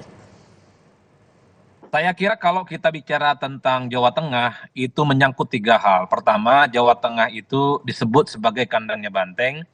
Yang kedua, Jawa Tengah itu juga adalah basisnya Ganjar Pranowo, di mana memang basis konstituen dan bahkan basis tingkat kepercayaan publik kepada Ganjar saat jadi gubernur itu kan mencapai 80%. Dan yang ketiga, Jawa Tengah ini tingkat approval rating ataupun tingkat kepuasan publik terhadap Jokowi itu cukup luar biasa. Jadi 3 variabel inilah yang kemudian bisa menjelaskan betapa Jawa Tengah itu akan menjadi tempat yang saya kira menjadi perhatian yang cukup serius, terutama bagi kubunya Prabowo Subianto dan kubunya Pak Ganjar Pranowo. Kalau kita membaca angka-angka survei per hari ini, memang dulu sebelum Gibran itu diumumkan sebagai pendampingnya Pak Prabowo Subianto, memang Ganjar itu elektabilitasnya di angka 60%. Tapi ketika Gibran maju, dipasang-pasangkan dengan Prabowo, dan Ganjar misalnya sudah mulai berpasang-pasangan dengan Pak Mahfud MD, secara perlahan memang angka 60% yang dulu dimiliki oleh Pak Ganjar, secara perlahan mulai berkurang. Kenapa itu Mas Adi? Dari survei-survei, ya memang ada pemilih Jokowi, faktor Jokowi itu menjadi faktor penting sebenarnya yang membuat sejumlah pemilih Ganjar dulu, yang juga beririsan dengan pemilih dari Pak Jokowi, secara perlahan itu migrasi kepada Pak Prabowo Subianto, karena faktor Gibran dan tentu saja ada faktor Jokowi. Ini yang saya kira akan menjadi pertarungan politik kurang lebih 3 bulan ke depan. Apakah di antara tren yang ada yang tendensinya mengurangi suara dari Pak Ganjar Pranowo, dan pada saat yang bersamaan misalnya di Jawa Tengah adalah kandangnya banteng, akan terus menjadi pertarungan yang cukup serius. Bagi saya, kerja-kerja politik, kerja-kerja yang meyakinkan rakyat akan. Jadi berarti ada pengaruh dari suara Pak Jokowi, ada suara pengaruh juga dari Mas Gibran, termasuk kalau misalnya suara dari Projo misalnya itu berpengaruh juga nggak? Kalau bicara tentang Jawa Tengah, saya kira variabel utamanya adalah faktor Pak Jokowi. Approval rating dan tingkat kepuasannya yang mencapai 80% yang menurut saya bisa mengkonfirmasi kenapa suaranya Pak Ganjar tidak lagi bulat 60%. Memang berkurang di kisaran angka 4-5%. Ini dalam kondisi alamiah, belum ada kampanye politik, belum ada sosialisasi politik yang cukup masif. Apakah dalam 3 bulan ke depan, ketika mulai kampanye politik dilakukan, suara Ganjar akan kembali ke 60 atau justru sebaliknya? Atau ada potensi-potensi lain? Jangan-jangan di antara 2 kekuatan besar ini justru yang akan mendapatkan suara itu adalah Amin. Nah, ini yang saya kira kerja politik, penetrasi ke bawah akan menjadi kunci segala-galanya. Oke, jadi kalau Pak Wihadi ini bisa dibilang apakah menguntungkan dengan masuknya Mas Gibran sebagai cawapres, terus kemudian juga Pak Jokowi dengan perolehan suara yang nanti akan bisa diraih pasangan Prabowo Gibran? Saya kira itu sudah pasti akan ada penambahan di Jawa Tengah dengan Mas Gibran sebagai cawapres Pak Prabowo. Karena kalau kita berkaca di 2019, Pak Prabowo itu angkanya Pak Prabowo itu 22%. Nah, kalau tadi dikatakan bahwa Pak Jokowi mempunyai tingkat kepuasan 80%, kita ambil separuhnya saja 40%, berarti ada 60% kita dapat. Nah, ini kan hitung-hitungan kalau kita bicara persentase. Tapi kalau kita melihat apa yang dilakukan oleh Mas Gibran saat ini sebagai generasi muda, tentunya ada hal yang juga tidak hanya kita bicara mengenai masalah basis daripada PDI Perjuangan, tetapi kita berbicara mengenai masalah bagaimana generasi muda, pemilih-pemilih pemula di Jawa Tengah. Nah, pemilih pemula Jawa Tengah itu 50% sendiri. Nah, tentunya idolanya adalah Mas Gibran yang sebagai generasi muda. Dan tentunya inilah sesuatu hal yang mungkin tidak bisa kita melihat bahwa ini adalah daripada kandang daripada PDI Perjuangan, yang memang orang-orang daripada yang simpatisan PDI Perjuangan, tetapi kita bicara sekarang ini anak muda. Anak muda ini adalah yang sekarang cair saat ini. Belum tentu mereka menentukan pilihannya kepada partai mana, tetapi bisa memilih kepada generasi muda sebagai simbol daripada anak-anak muda ini, ya Mas Gibran. Ya, itu bisa menggoyah kekuatan di Jawa Tengah ya. Kalau gitu pertanyaan berikutnya saya ke Mas Ciko. Mas Ciko, kalau misalnya mungkin pada sebelum-sebelumnya mungkin bisa dibilang PDI Perjuangan ini nggak was-was ya untuk meraih suara terbanyak di Jawa Tengah. Bagaimana dengan Pilpres yang 2024 ini sekarang ini, Prabowo dan juga Gibran? Tahan dulu Mas Ciko, nanti usai jeda Mas Ciko akan menjawabnya. Tetaplah bersama kami di Kompas Petang.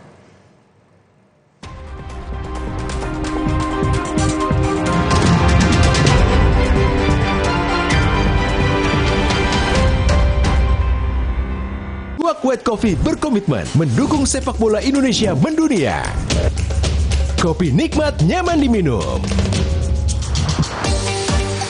Keep fighting bersama Luwak White Coffee. Kopi nikmat, nyaman diminum. Luwak White Coffee berkomitmen mendukung sepak bola Indonesia mendunia. Kopi nikmat, nyaman diminum. Keep fighting bersama Luwak White Coffee. Kopi nikmat, nyaman diminum. Prenagen kaya akan protein, omega 3, dan kalsium. Penting untuk pembentukan organ tubuh bayi. Minum selama hamil 9 bulan. Prenagen. Baru Morinaga Morigrow. Kasih makan anak masih pakai drama? Beri dia Morinaga Morigrow. Susu dengan formula Grow Max. Bantu tingkatkan nafsu makan dan penuhi nutrisi untuk pertumbuhannya. Morinaga Morigrow. Galon Le Mineral 100% bebas BPA. Aman untuk anak dan keluarga. Ciri galon bebas BPA, bening transparan, ditandai kode segitiga nomor 1. Galon Le Mineral, untuk sehatnya keluarga. Ini semangat Indonesia. Semangat yang memacu Telkomsel untuk turut serta memajukan bangsa ini. Telkomsel, semangat Indonesia. Aqua percaya akan keajaiban alam, maka kami tidak menggunakan galon sekali pakai.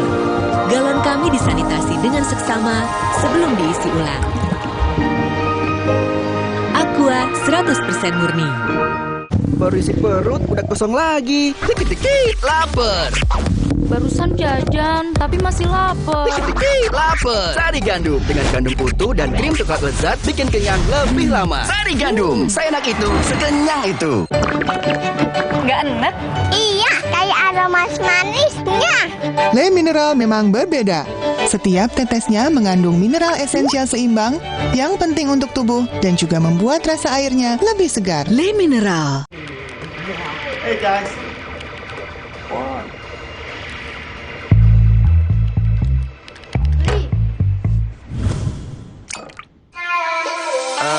Ku bawa segelas susu, tunjukin gaya paling kerenmu. Mainkan beatmu, nyanyikan lagu, semua mata tertuju padamu. Hey, lihat aku, putar celup jadi seru. Hey, lihat aku, putar celup jadi seru. Siapkan diri untuk pencapaian luar biasa dan lewati batasmu. Stargazer X, unleash the X in you. Galon Le Mineral 100% bebas BPA. Aman untuk anak dan keluarga. Ciri galon bebas BPA, bening transparan, ditandai kode segitiga nomor 1. Galon Le Mineral, untuk sehatnya keluarga. Slay terus, enaknya terus. Manis asam, cuy. Manis asam, cuy. Manis asam, cuy. Slay oleh. Sekarang Slay oleh nggak nempel di gigi. Manis asam, cuy. Aqua percaya akan kebijaksanaan dan keajaiban alam. Aqua berasal dari gunung-gunung terpilih, bukan tempat yang mudah tercemar. Aqua disaring oleh lapisan bebatuan pelindung tanpa proses rekayasa. Aqua mengandung mineral alami tanpa tambahan zat berbahaya. Sehingga Aqua terasa dingin tanpa didinginkan. Jelaskan kalau tak semua air itu Aqua 100% murni.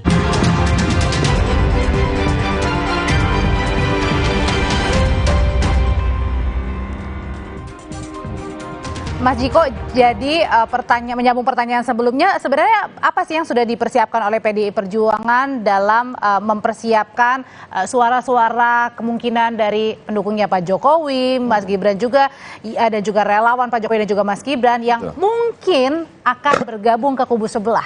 Kita lihat backgroundnya dulu ya. Sekarang kan Jawa Tengah kita ketahui walau untuk PDI Perjuangan sebagai partai pengusung utamanya Pak Ganjar dan Mahfud adalah penguasa tanda kutip ya di Jawa Tengah dengan kemenangan di 2019 itu 29,sekian%, hampir 30%. Nah kemudian kita harus juga melihat, saya setuju dengan Mas Adi tadi, the Jokowi effect. Jokowi itu waktu itu kemenangannya di atas 75% kalau nggak salah di Jawa Tengah. Nah terus kalau kita bicara angka-angka memang agak banyak yang bisa diperdebatkan.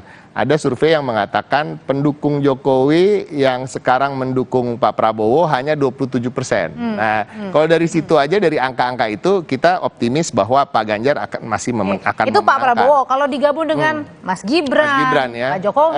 Saya rasa gini, kita ini kan memilih memilih Prabowo Gibran, bukan memilih Pak Jokowi. Kadang-kadang approval rating itu saya pernah katakan juga tidak akan berbanding lurus dengan siapa yang di endorse atau yang didukung oleh si empunya approval rating yang tinggi itu. Nah, ini kan terjadi di Amerika Serikat ketika Obama approval ratingnya sangat tinggi, kemudian dia mendukung Hillary Clinton secara penuh. Maksudnya dia belum jaminan gitu ya? Nggak jamin bahwa dia akan menang, dan betul kan Trump yang menang melawan Hillary Clinton. Apalagi ada banyak perbedaan lah antara sosok Pak Jokowi dengan sosok putranya sendiri gitu. Jadi kita melihat PDI Perjuangan dan tim pemenangan nasional Ganjar Mahfud masih sangat optimis.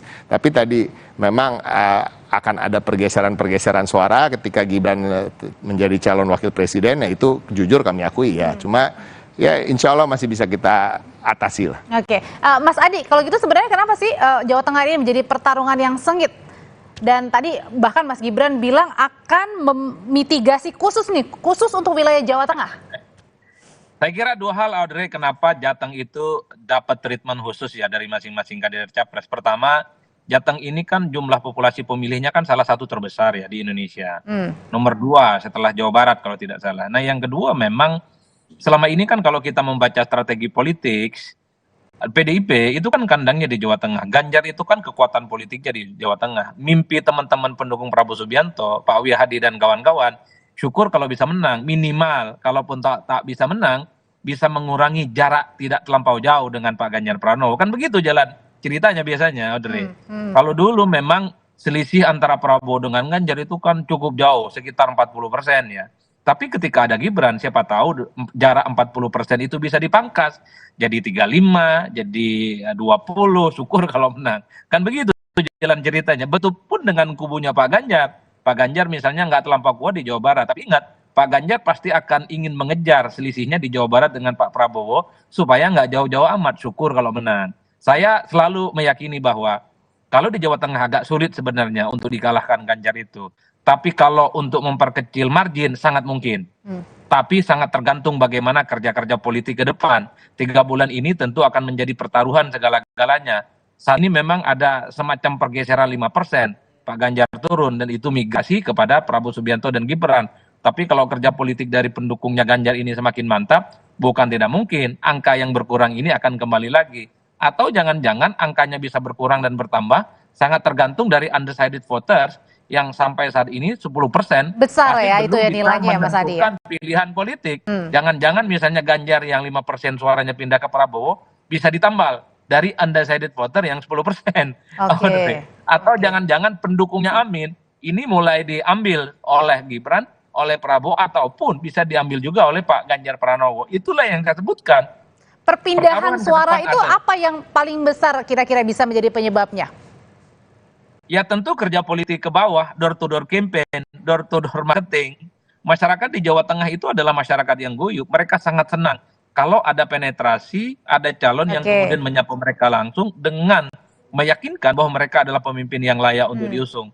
Kalau saya menduga ya kubunya Pak Prabowo, kubunya Pak Wihadi, tentu yang disebut dengan mitigasi khusus pastinya akan mengkapitalisasi posisi Jokowi yang cukup kuat. Nah, itu satu-satunya cara yang paling mungkin. Saya tanyain ya, sebenarnya mitigasi khusus yang tadi. Marketing politiknya adalah Pak Jokowi. Oke, marketing politiknya adalah Pak Jokowi. Sebenarnya strategi khusus, mitigasi khusus apa sih Pak Wihadi yang tadi disuarakan oleh Mas Gibran? Mitigasi seperti apa nih yang harus diantisipasi? Ya, jangan dibuka di sini dulu lah. Benar, jadi hanya memanfaatkan tadi ya endorsement dari Pak Jokowi atau Mas Gibran. Tetapi kan permasalahannya kalau kita sudah melihatnya itu kan jelas bahwa ada satu hal yang berubah. Ikon generasi muda adalah Mas Gibran. Generasi muda di Jawa Tengah 50% total daripada pemilih. Kemudian kalau kita melihat, tadi Mas Adi mengatakan kapitalisasi Pak Jokowi, itu tidak bisa kita lepaskan karena relawan-relawan Pak Jokowi itu juga banyak yang sekarang ini ke Pak Prabowo di Jawa Tengah. Kemudian relawan-relawan Mas Gibran juga sudah banyak juga yang Jawa Tengah. Tapi ini pasti jangan lupa juga bahwa kita partai koalisi kita tidak hanya Gerindra. Di sini ada Golkar, di sini ada PAN, di sini ada Demokrat, yang dimana struktur mereka juga sudah berjalan. Dan saya kira Golkar sendiri di Jawa Tengah itu juga mempunyai kontribusi suara yang cukup signifikan karena beberapa kepala daerah di Jawa Tengah cukup banyak juga. Jadi hal ini menjadi suatu rumusan yang kita lihat bahwa Jawa Tengah ini adalah merupakan sesuatu yang tidak terlepas bahwa kita akan naik angka kita untuk di Jawa Tengah ini. Jadi saya kira berapapun persentasenya, tapi kita bisa melihat bahwa kenaikan itu pasti akan terjadi dengan beberapa hal yang kita sudah lakukan sekarang dan apa yang kita sekarang lakukan. Kalau tadi Pak Wihadi bilang kenaikan kemungkinan akan terjadi, Mas Ciko. Kalau gitu antisipasi dari PDIP supaya suara Jateng ini tidak direbut oleh rival. Singkat, Mas. Satu, untuk PDI Perjuangan sendiri, survei terakhir kita di atas 40 sekian persen, bahkan naik terus. Mungkin ada penurunan sedikit, tapi sangat tidak berarti. Suara Pak Ganjar, tadi dikatakan Mas Adi, memang agak menurun sedikit karena ada unsur Gibran masuk ke situ. Tapi kan kita sedang bergeliat sekarang terus berjalan. Dan kita juga jangan melupakan seperti kata Pak Wihadi, bahwa kita tidak sendirian. Ada P3, ada Perindo, ada juga Hanura, begitu juga relawan-relawan Ganjar yang tentunya dengan situasi politik yang seperti ini, ada isu-isu ketidaknetralan dan lain-lain, justru semakin memantik semangat kita. Nah, ini yang kita harapkan dengan semangat ini ya kita bisa memenang di atas 70% lah. Kalau menang kita yakin, kita yakin bahwa kita masih menang di sana, PDI Perjuangan masih. Tapi berapa persennya itu yang? Nah, persentasinya itu, nah kita berharap sesuai dengan harapan aja. Baik, Mas Ciko, terima kasih, Pak Wihadi, terima kasih, Mas Adi, terima kasih, saya selalu semuanya Bapak-Bapak. Terima kasih, yuk. Tetaplah bersama kami di Kompas Petang, Saudara. Polisi menetapkan anak aktor laga Willy Dozan, Leo Dozan, sebagai tersangka kasus penganiayaan kekasihnya dan penghinaan terhadap institusi Polri.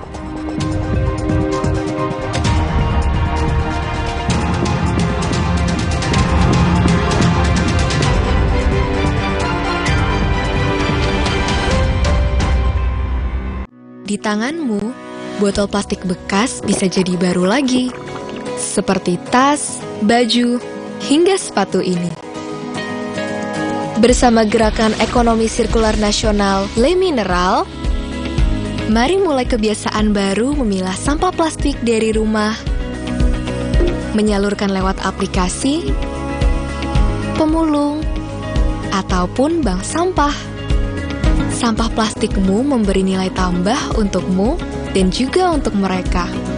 Dengan langkah sederhana, pisahkan sampah sesuai jenisnya, sampah organik, plastik termasuk PET, kertas, dan kaleng, lalu salurkan. Sampah plastik yang terpilah bisa didaur ulang. Mulai kebiasaan baru dan buat botol plastik bekasmu jadi baru lagi.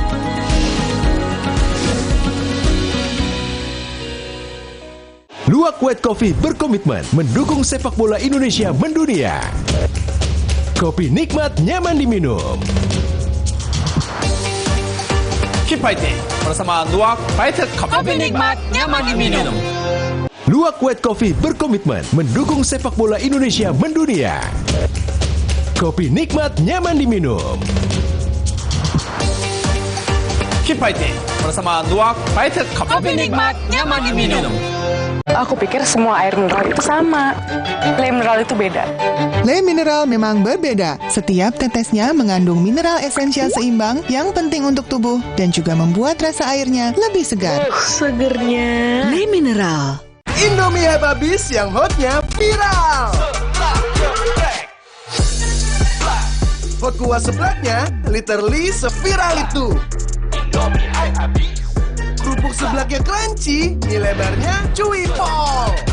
Hot gepreknya trending, kremesannya crush crazy. Indomie hype habis seblak hot jeletot dan ayam geprek, hotnya viral. Baru isi perut, udah kosong lagi. Dikit-dikit lapar. Barusan jajan, tapi masih lapar. Dikit-dikit lapar. Sari Gandum dengan gandum utuh dan krim coklat lezat bikin kenyang lebih lama. Sari Gandum, seenak itu, sekenyang itu. Galon Le mineral 100% bebas BPA. Aman untuk anak dan keluarga. Ciri galon bebas BPA, bening transparan, ditandai kode segitiga nomor 1. Galon Le mineral, untuk sehatnya keluarga. Hey guys.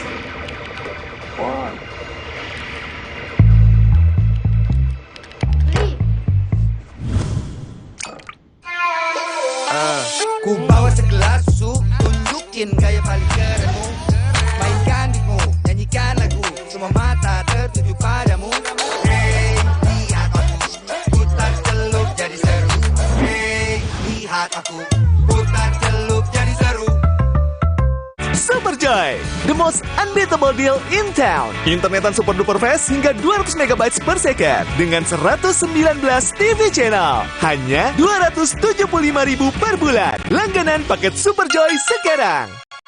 Superjoy, the most unbeatable deal in town. Internetan super duper fast hingga 200 MB per second dengan 119 TV channel. Hanya 275.000 per bulan. Langganan paket Superjoy sekarang. Play Holy terus, enaknya terus. Manis asam cuy, manis asam cuy, manis asam cuy. Play Holy sekarang, Play Holy nggak nempel di gigi. Manis asam cuy.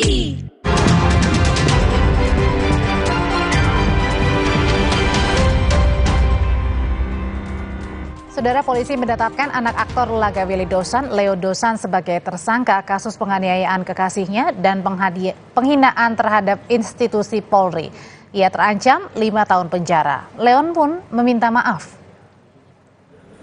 Leon Dozan ditangkap polisi di rumahnya di kawasan Cirende, Lebak Bulus, Jakarta Selatan, Kamis malam. Polisi menyebut penganiayaan terhadap kekasihnya Rinoa Aurora sudah 2 kali terjadi, yaitu di sebuah mal di kawasan Cinere pada 30 September 2023 dan di kediaman korban di Jalan Biak, Gambir pada tanggal 7 November 2023. Korban, saudara, sudah menjalani visum akibat luka di bagian tangan, leher, dan pada paha. Di hadapan wartawan dan polisi, tersangka Leon Dozan memohon maaf atas perbuatannya. Terutama saya minta maaf karena saya sudah melakukan kesalahan, telah mengata-ngatai institusi Polri. Saya hilaf atas perbuatan saya dan saya menyesal. Untuk Rinoa dan keluarga,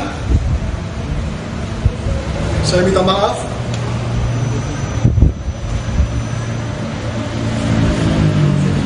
Cukup ya? Siap bertanggung jawab ya, Leon. Saya siap. Polisi menyebut tersangka Leon Dozan menganiaya kekasihnya Rinoa Aurora karena cemburu usai melihat chat alias percakapan korban. Mengetahui penganiayaan yang ia lakukan direkam, Leon Dozan malah menantang dan mengeluarkan kata-kata umpatan terhadap polisi. Dan atas perbuatannya, Leon Dozan terancam pasal berlapis antara lain pasal 351 Undang-Undang Hukum Pidana tentang Penganiayaan dan pasal 207 KUHP terkait penganiayaan atau penghinaan institusi Polri dengan ancaman pidana 5 tahun penjara.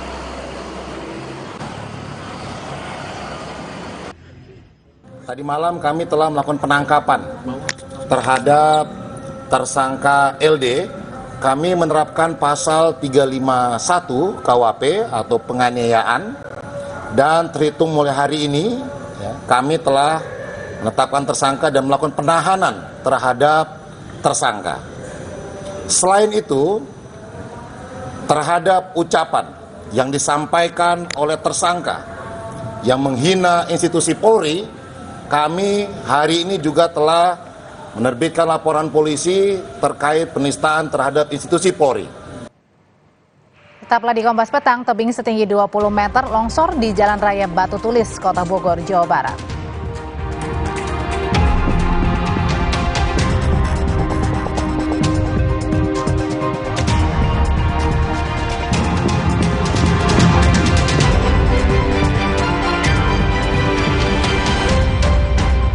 Mineral 100% bebas BPA, aman untuk anak dan keluarga. Ciri galon bebas BPA, bening transparan, ditandai kode segitiga nomor 1.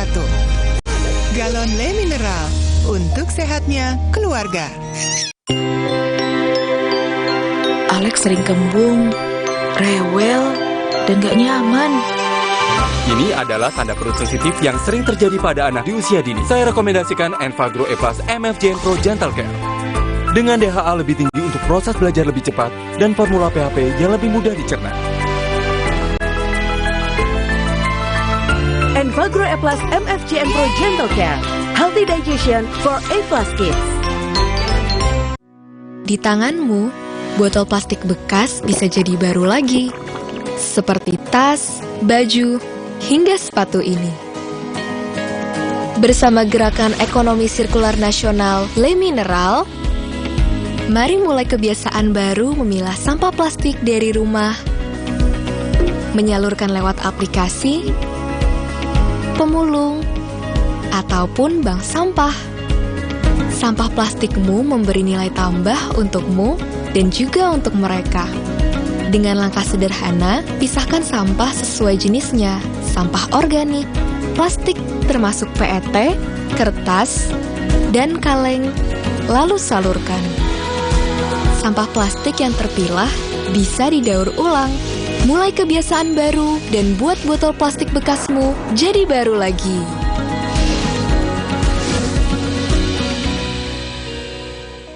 Indomie Hababis yang hotnya viral. Hot kuah seblaknya literally seviral itu. Kerupuk seblaknya crunchy, mie lebarnya chewy pol. Hot gepreknya trending, kremesannya girls crazy. Indomie Hababis seblak hot jeletot dan ayam geprek, hotnya viral. Galon Le Mineral 100% bebas BPA, aman untuk anak dan keluarga. Ciri galon bebas BPA, bening transparan, ditandai kode segitiga nomor 1. Galon Le Mineral, untuk sehatnya keluarga.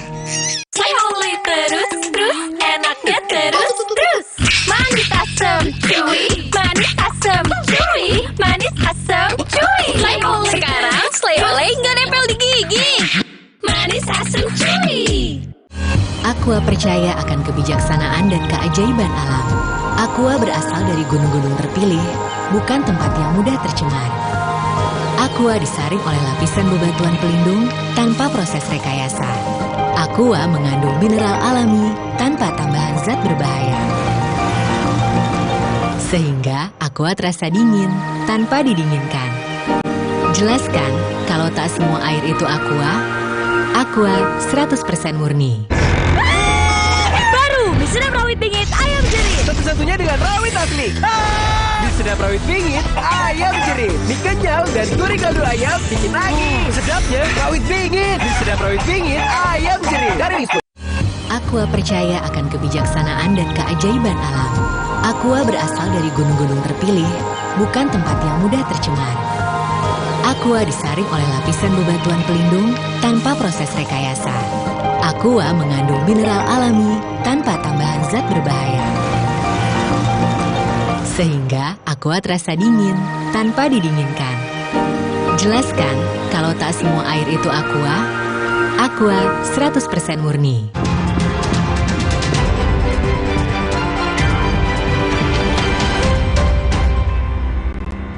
Saudara, tebing setinggi 20 meter longsor di Jalan Raya Batu Tulis, Kota Bogor. Tebing di lahan proyek penataan kawasan Stasiun Batu Tulis, Kota Bogor, longsor. Tebing ini merupakan lahan milik PT KAI yang sedang dilakukan pengerjaan penguatan tebing dan proyek penataan kawasan Batu Tulis dan underpass. Kejadian longsor juga pernah terjadi pada bulan Maret lalu di titik yang sama. Pihak PT KAI langsung melakukan perbaikan longsor, namun tebing kembali longsor sebelum perbaikan selesai. Kepala Dinas PUPR Kota Bogor menyatakan perbaikan akan dilakukan PT KAI melalui pihak pelaksana proyek pembangunan underpass Stasiun Batu Tulis.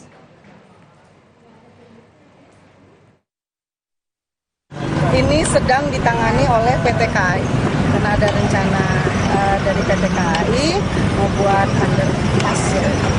Kemudian saat ini kita sudah berkoordinasi sama mereka bahwa mereka akan menyelesaikan pekerjaannya plus penanganan longsor. Berita lain, TNI Angkatan Udara menginvestigasi penyebab jatuhnya 2 pesawat tempur Super Tucano di Kabupaten Pasuruan, Jawa Timur. TNI Angkatan Udara, saudara, mencari kotak hitam atau black box dari kedua pesawat tempur yang jatuh di sekitar lokasi. Tim investigasi TNI Angkatan Udara dibantu polisi mencoba menggeser badan pesawat tempur Super Tucano yang tertancap di tebing tanpa menggunakan alat berat. Lokasi yang sulit membuat proses pengangkatan badan pesawat tempur Super Tucano ini terhambat. Selain mengevakuasi badan pesawat, tim investigasi TNI Angkatan Udara juga melakukan pencarian kotak hitam atau black box untuk proses penyidikan penyebab jatuhnya pesawat tempur Super Tucano.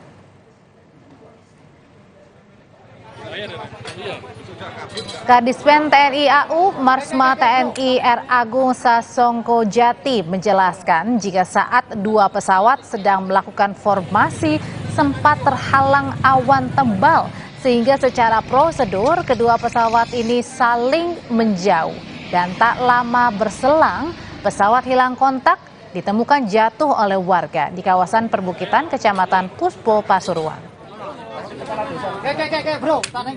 Mereka bergabung menjadi satu kesatuan pesawat yang formasi. Formasi itu dekat sekali. Pada saat mereka climbing, mereka masuk ke awan, in out, artinya awannya itu tipis-tipis saja. Namun pada saat climb juga, awan itu tiba-tiba menebal dengan pekat sehingga bahkan pesawat yang dekat saja yang jaraknya hanya sekitar mungkin 30 meter, itu tidak kelihatan karena sangat tebal dan para penerbang mengatakan blind atau kalau bahasa Indonesia buta, nggak lihat. Itu adalah prosedur dan prosedur ini yang menyelamatkan 2 pesawat. Pada saat mereka katakan blind, maka secara otomatis sesuai prosedur pesawat-pesawat saling menjauhkan diri. Pada saat mereka menjauhkan diri, terdengar suara LT atau emergency locator transmitter, berarti ada sesuatu terjadi pada satu pesawat. Sejurus kemudian, saya tidak tahu berapa lama, baru ada suara lagi, LT lagi yang kedua. Terima kasih Anda sudah bersama kami menyaksikan Kompas Petang. Saya Audrey Chandra. Saya Tifa Solesa, sesaat lagi Anda akan menyaksikan Sapa Indonesia Malam. Tetap bersama kami di Kompas TV.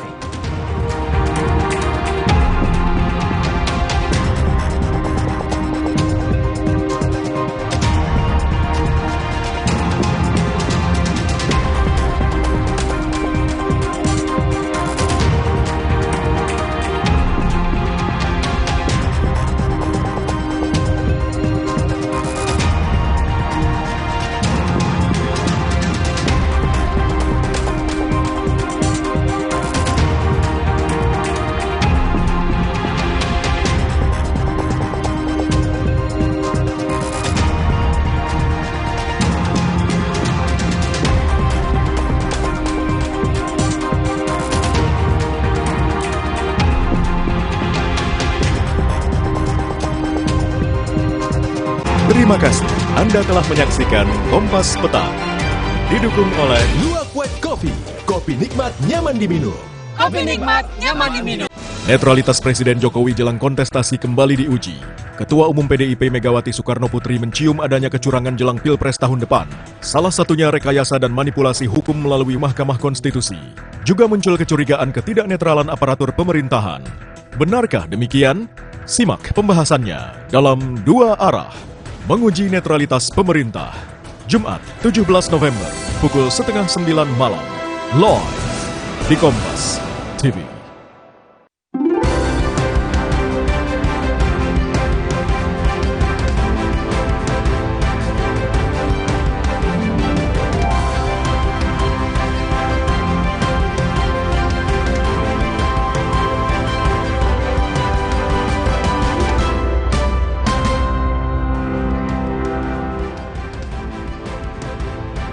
Selamat petang, Saudara. Kementerian Agama usulkan kenaikan biaya tarif haji tahun depan menjadi 105 juta rupiah. Apa yang menjadi alasan kenaikan?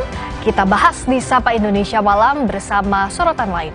Di antaranya soal dugaan pemerasan terhadap mantan Menteri Pertanian Syahrul Yassin Limpo oleh pimpinan KPK. Sudah 91 saksi yang diperiksa, tapi belum ada tersangka yang ditetapkan oleh polisi. Kami akan membahasnya lengkap di Sapa Indonesia Malam bersama saya, Sini Sistiarani. Dan saya, Friska Clarissa. Inilah Sapa Indonesia Malam.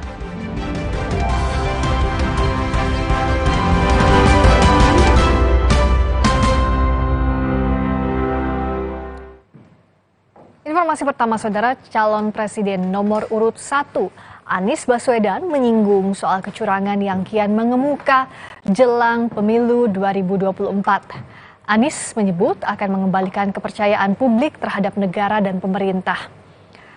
Hal ini disampaikan Anies dalam sambutan di acara Relawan Garda Matahari di Menteng, Jakarta Pusat. Anies menyebut narasi kecurangan muncul karena adanya ketidakpercayaan masyarakat terhadap pemerintah.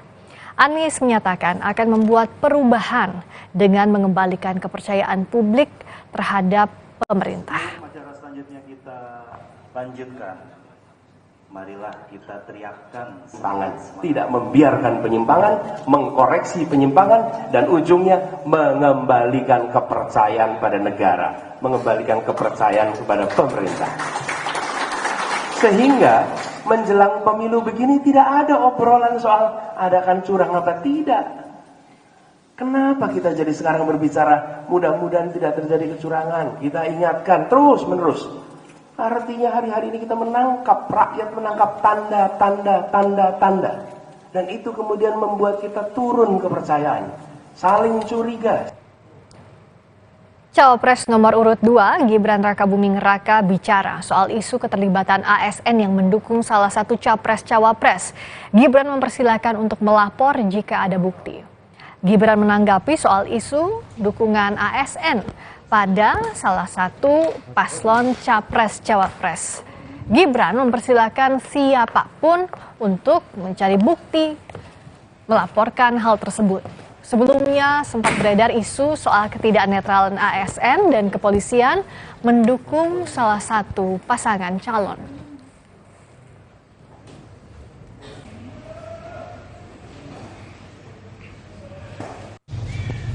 Sekarang kan banyak isu-isu ASN di kemarin.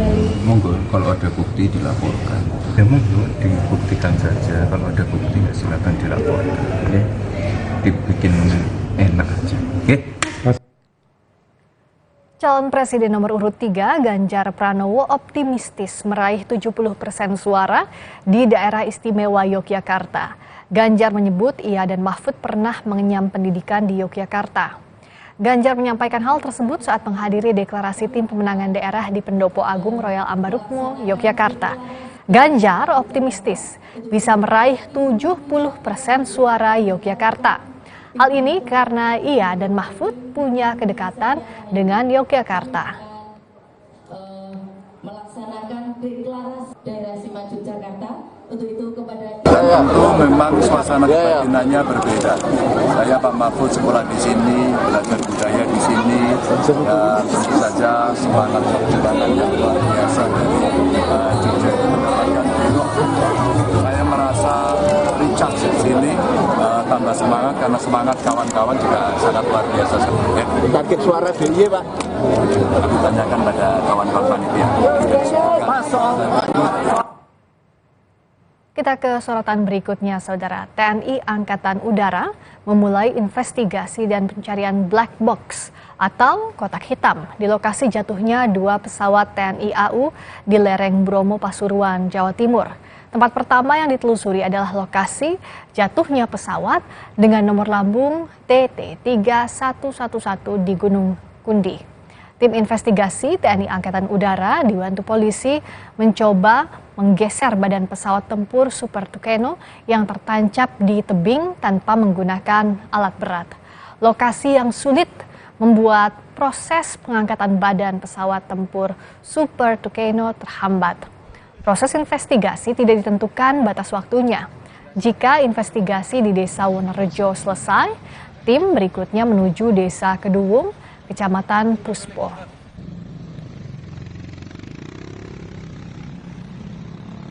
Untuk hari ini tim investigasi dari pusat, khususnya dari Bapak Auri, sudah tiba di sini untuk mengumpulkan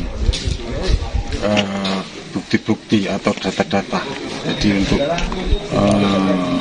kesimpulannya belum tahu apa penyebabnya dan lain sebagainya, kita belum bisa menentukan. Nanti butuh proses dan butuh waktu yang lama. Termasuk itu pencarian kotak hitam ya? Kemungkinan begitu, kemungkinan kotak hitam. Soal cuaca yang diduga jadi penyebab pesawat jatuh, Kadispen TNI AU Marsma Agung Sasongko Jatim menjelaskan saat pesawat sedang melakukan formasi, awan seketika menebal sehingga mengganggu pandangan pilot. Menjalankan prosedur, 2 pesawat berhasil menjauh, sedangkan 2 pesawat lain hilang kontak hingga akhirnya ditemukan jatuh di lereng Bromo. Mereka masuk ke awan, in out, artinya awannya itu tipis-tipis saja. Namun pada sekali juga awan itu tiba-tiba menebal dengan pekat sehingga bahkan pesawat yang dekat saja yang jaraknya hanya sekitar mungkin 30 meter itu tidak kelihatan karena sangat tebal, dan para penerbang mengatakan blind atau kalau bahasa Indonesia buta, nggak lihat. Itu adalah prosedur, dan prosedur ini yang menyelamatkan 2 pesawat. Pada saat mereka katakan blind, maka secara otomatis sesuai prosedur pesawat-pesawat saling menjauhkan diri. Pada saat mereka menjauhkan diri, terdengar suara LT atau emergency locator transmitter, berarti ada sesuatu terjadi pada satu pesawat. Sejurus kemudian, saya tidak tahu berapa lama, baru ada suara lagi, LT lagi yang kedua. Tapi 2 pesawat selamat karena melaksanakan prosedur melepaskan diri dari formasi setelah masuknya awan yang tebal itu. Anggota Komisi 1 DPR, Syarif Hasan meminta Panglima TNI Laksamana Yudo Margono menyelidiki jatuhnya pesawat TNI AU di Pasuruan, Jawa Timur. Selain pengusutan jatuhnya pesawat, Syarif Hasan juga bilang Komisi 1 ingin mengevaluasi alutsista TNI termasuk pesawat. Alutsista TNI menjadi perhatian di Komisi 1 DPR RI, namun rencana pemanggilan Panglima TNI menunggu hasil investigasi terlebih dahulu. Mungkin salah satu ada 2 hal, atau kualitas daripada pesawatnya atau memang kecelakaan ya, alami atau kan memang unsur manusia. Ada 3 hal kan, dan mesti harus diselidiki oleh Panglima. Mungkin kita lihat dulu hasil investigasinya dalam beberapa hari ke depan. Setelah itu mungkin kalau perlu ya, yang penting ditanggulangi dulu. Ya, tanggulangi dulu, semuanya bisa dimengerti apa nih penyebabnya dan sebagainya. Pikir itu dulu. Perkembangan terkini soal jatuhnya pesawat TNI AU di lereng Gunung Bromo, Jawa Timur, kita sudah terhubung dengan Kepala Dinas Penerangan TNI Angkatan Udara, Marsikal Pertama Agung Sasongko Jati. Selamat malam, Pak Kadis. Selamat malam, Bu. Pak, kami pertama-tama mengucapkan turut berbelasungkawa sedalam-dalamnya atas gugurnya 4 prajurit terbaik TNI Angkatan Udara dalam musibah ini. Terima kasih banyak. Pak Kadis, izin kami bertanya lebih dalam lagi soal cuaca yang diduga menjadi penyebab pesawat jatuh. Di tayangan sebelumnya, Pak Kadis menyebutkan bahwa tiba-tiba awan menebal. Seberapa cepat itu dan bagaimana detailnya, Pak?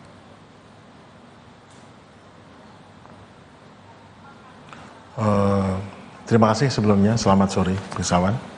Jadi melanjutkan penjelasan saya tadi di sore hari, bahwa awan itu kan bermacam-macam jenisnya. Tapi kadang-kadang awan yang lebih tebal itu tertutup oleh awan yang lebih tipis. Sehingga kita pada saat memasuki awan yang kita perkirakan tipis, tiba-tiba jadi tebal. Itu hal yang biasa. Namun yang penting adalah, bila melalui situasi seperti itu adalah kita melaksanakan prosedur yang harusnya dilakukan.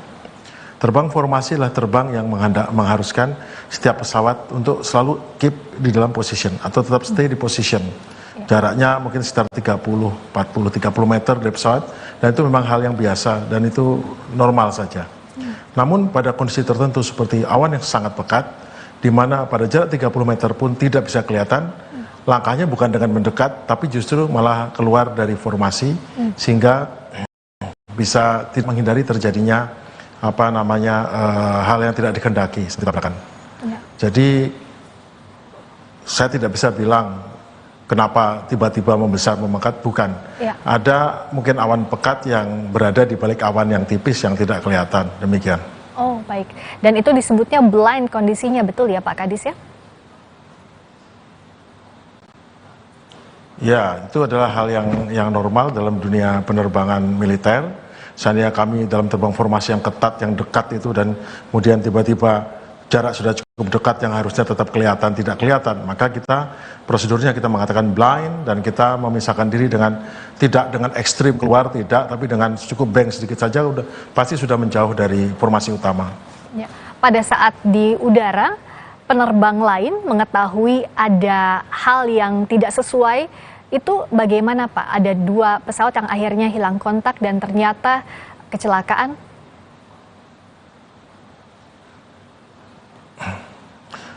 Seperti saya bilang, keempat pesawat ini, khususnya yang saya dapat dari 2 pesawat yang selamat, mereka sudah tidak lihat, jadi mereka lakukan, kalau dia posisinya umpamanya di sebelah kiri, dia cukup keluar dari formasi dan menjauh, sama, seperti hal sesimpel itu, keluar jauh, dan itu tidak bisa dalam awan kita melakukan gerakan yang berat, tidak bisa, jadi kita keluar, saya cukup dibelokkan sedikit atau dimiringkan sedikit, pesawat langsung sudah menjauh dengan cepat, itu langsung jauh berapa ratus meter itu, dan kita kembali. Jadi seperti itu. Jadi bukan hal yang aneh, dan itu biasa terjadi. Kalau kita masuk awan pekat, kita langsung keluar dari formasi. Nanti kalau sudah cuaca membaik, kita dekat lagi. Itu hal yang biasa. Ini memang musibah. Kalau kita lihat juga di layar tadi, proses pencarian kotak hitam pesawat hari ini sulit juga karena medannya di sana ya Pak ya. Boleh dijelaskan bagaimana informasi terkini dari lapangan?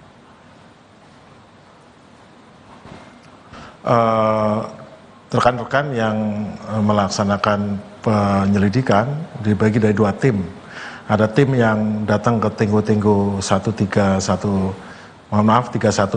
dan yang satu lagi ke Tenggo 3103. Medannya berbeda, tapi rupanya kami menemukan kenyataan bahwa ternyata dengan melewati rute yang lain menjadi tidak terlalu jauh, sehingga praktis pada hari ini, sore hari ini mereka sudah kembali dan sudah bisa mengamankan beberapa hal yang penting diamankan, yaitu mungkin beberapa instrumen, dan juga saya juga lihat ternyata senjata juga diamankan. Jadi pesawat ini memiliki senjata, tidak ada amunisi di dalamnya, namun senjata seperti senapan mesin atau kanon ada di dalamnya, dan itu sudah diamankan juga. Dan juga cartridge ataupun bahan-bahan peledak yang bukan untuk senjata tapi digunakan untuk melontarkan kursi lontar, digunakan untuk melontarkan kanopi, untuk menurunkan roda pendarat bila dia mengalami kesulitan, itu juga sudah diamankan sehingga pesawat ini tidak membahayakan bagi orang yang tidak mengenal, tidak mengetahui. Dan pesawat juga sudah diamankan, dibungkus, sehingga nanti pada saatnya akan dievakuasi, itu sudah dengan mudah bisa dievakuasi dan mungkin bisa kita bawa kembali. Mengenai cara evakuasi kita bisa gunakan banyak cara, tapi mestinya akan dipotong-potong dan dibawa kembali untuk bahan penyelidikan selanjutnya. Rencana untuk evakuasi sudah ada informasi kapan bisa dilakukan terhadap 2 pesawat itu, Pak? Kebetulan saya tidak bertemu dengan timnya karena pada saat kami kembali ke Jakarta tadi timnya belum kembali dari Medan. Namun insya Allah besok kita akan kembali ke Malang dan kita akan bertanya, dan pada saat itu saya baru bisa memberikan penjelasan kepada teman-teman media dan masyarakat mengenai bagaimana rencana langkah berlanjutnya. Dan kalau bicara soal pencarian kotak hitam pesawat, boleh tolong dijelaskan Pak Kadis bagaimana perbedaan prosedurnya antara pencarian kotak hitam pesawat komersil dengan pesawat tempur TNI? Apakah ada perbedaan mendasar soal ini?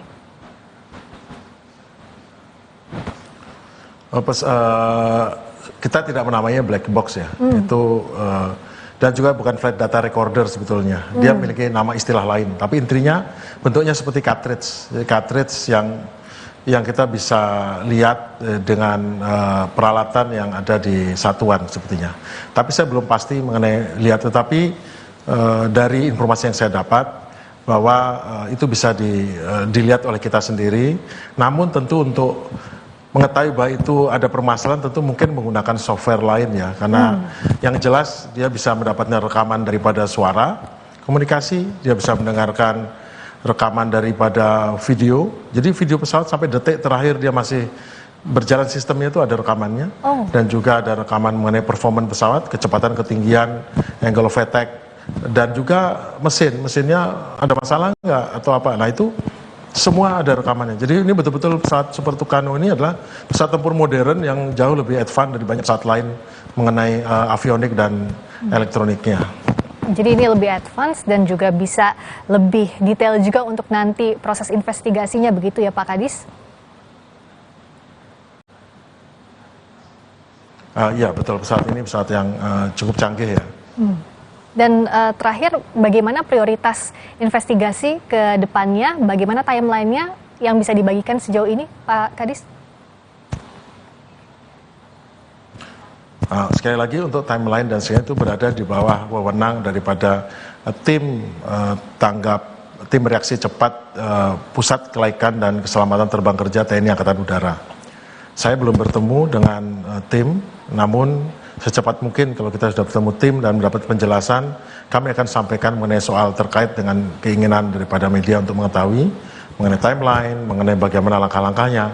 Mungkin nanti akan kita minta kepada rekan saya yang lebih bisa menjelaskan mengenai detail mengenai hal ini. Namun pada saat ini kami belum bisa memberikan penjelasan lebih lanjut karena memang belum ada yang bisa dijelaskan, belum ada dapat informasi terkait itu. Sekali lagi kami mendoakan agar proses evakuasi, investigasi semua berjalan lancar, dan kami mengucapkan bela sungkawa sedalam-dalamnya atas musibah ini gugurnya 4 prajurit terbaik TNI Angkatan Udara. Terima kasih banyak Kepala Dinas Penerangan TNI Angkatan Udara, Marsikal Pertama Agung Sasongko Jati telah bergabung di Terima kasih banyak. Terima kasih banyak. Terima kasih Bapak. Terima kasih. Berikutnya saudara, kami hadirkan sorotan Presiden Joko Widodo menyebut sampai saat ini belum ada investor asing yang berinvestasi dalam pembangunan ibu kota negara Nusantara. Namun Presiden yakin investasi asing nantinya akan berdatangan ke IKN. Di sela-sela kunjungannya ke pertemuan KTT APEC 2023 di Amerika Serikat, Presiden menjelaskan progres investasi di IKN. Menurut Presiden belum ada investasi asing yang masuk ke IKN. Namun Presiden Joko Widodo menegaskan setelah investor dalam negeri semakin banyak, investasi dari luar pun bakal masuk. Menurut Presiden, prioritas investasi asing khususnya di bidang pendidikan, kesehatan, dan teknologi. Untuk para ini Pak, sejauh ini progres investasi asing di IKN Pak untuk keberlanjutan pembangunan IKN seperti apa Pak? Sampai saat ini belum ada. Tapi saya yakin bahwa setelah investor di dalam negeri bergerak semakin banyak setiap bulannya, investor dari luar akan segera masuk. Kita lihat aja nanti, pasti akan masuk. Di forum APEC, Presiden Joko Widodo mengajak pelaku bisnis internasional berinvestasi di Indonesia, khususnya di ibu kota negara Nusantara. Hal itu disampaikan saat berpidato dalam acara APEC CEO Summit 2023 di San Francisco, California, Amerika Serikat. Artinya, berinvestasi di Indonesia merupakan pilihan tepat, merupakan pilihan yang menjanjikan. Indonesia memiliki potensi yang besar, kekayaan sumber daya alam, bonus demografi, pasar yang besar, stabilitas ekonomi terjaga, stabilitas politik terjaga, dan yang paling penting komitmen kuat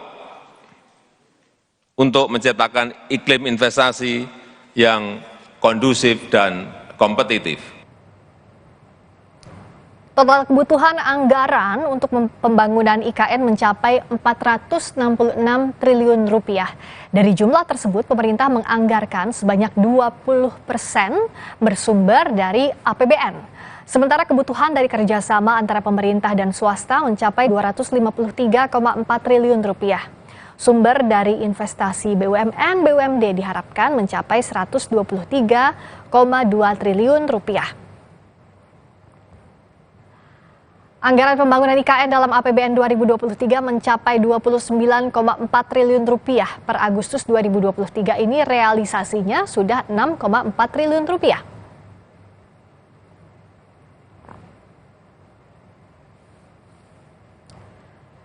Kita ke sorotan lain, KPK menyatakan penanganan perkara dugaan pemerasan oleh Ketua KPK Firly Bahuri terhadap mantan Menteri Pertanian Syahrul Yassin Limpo masih dalam tahap koordinasi.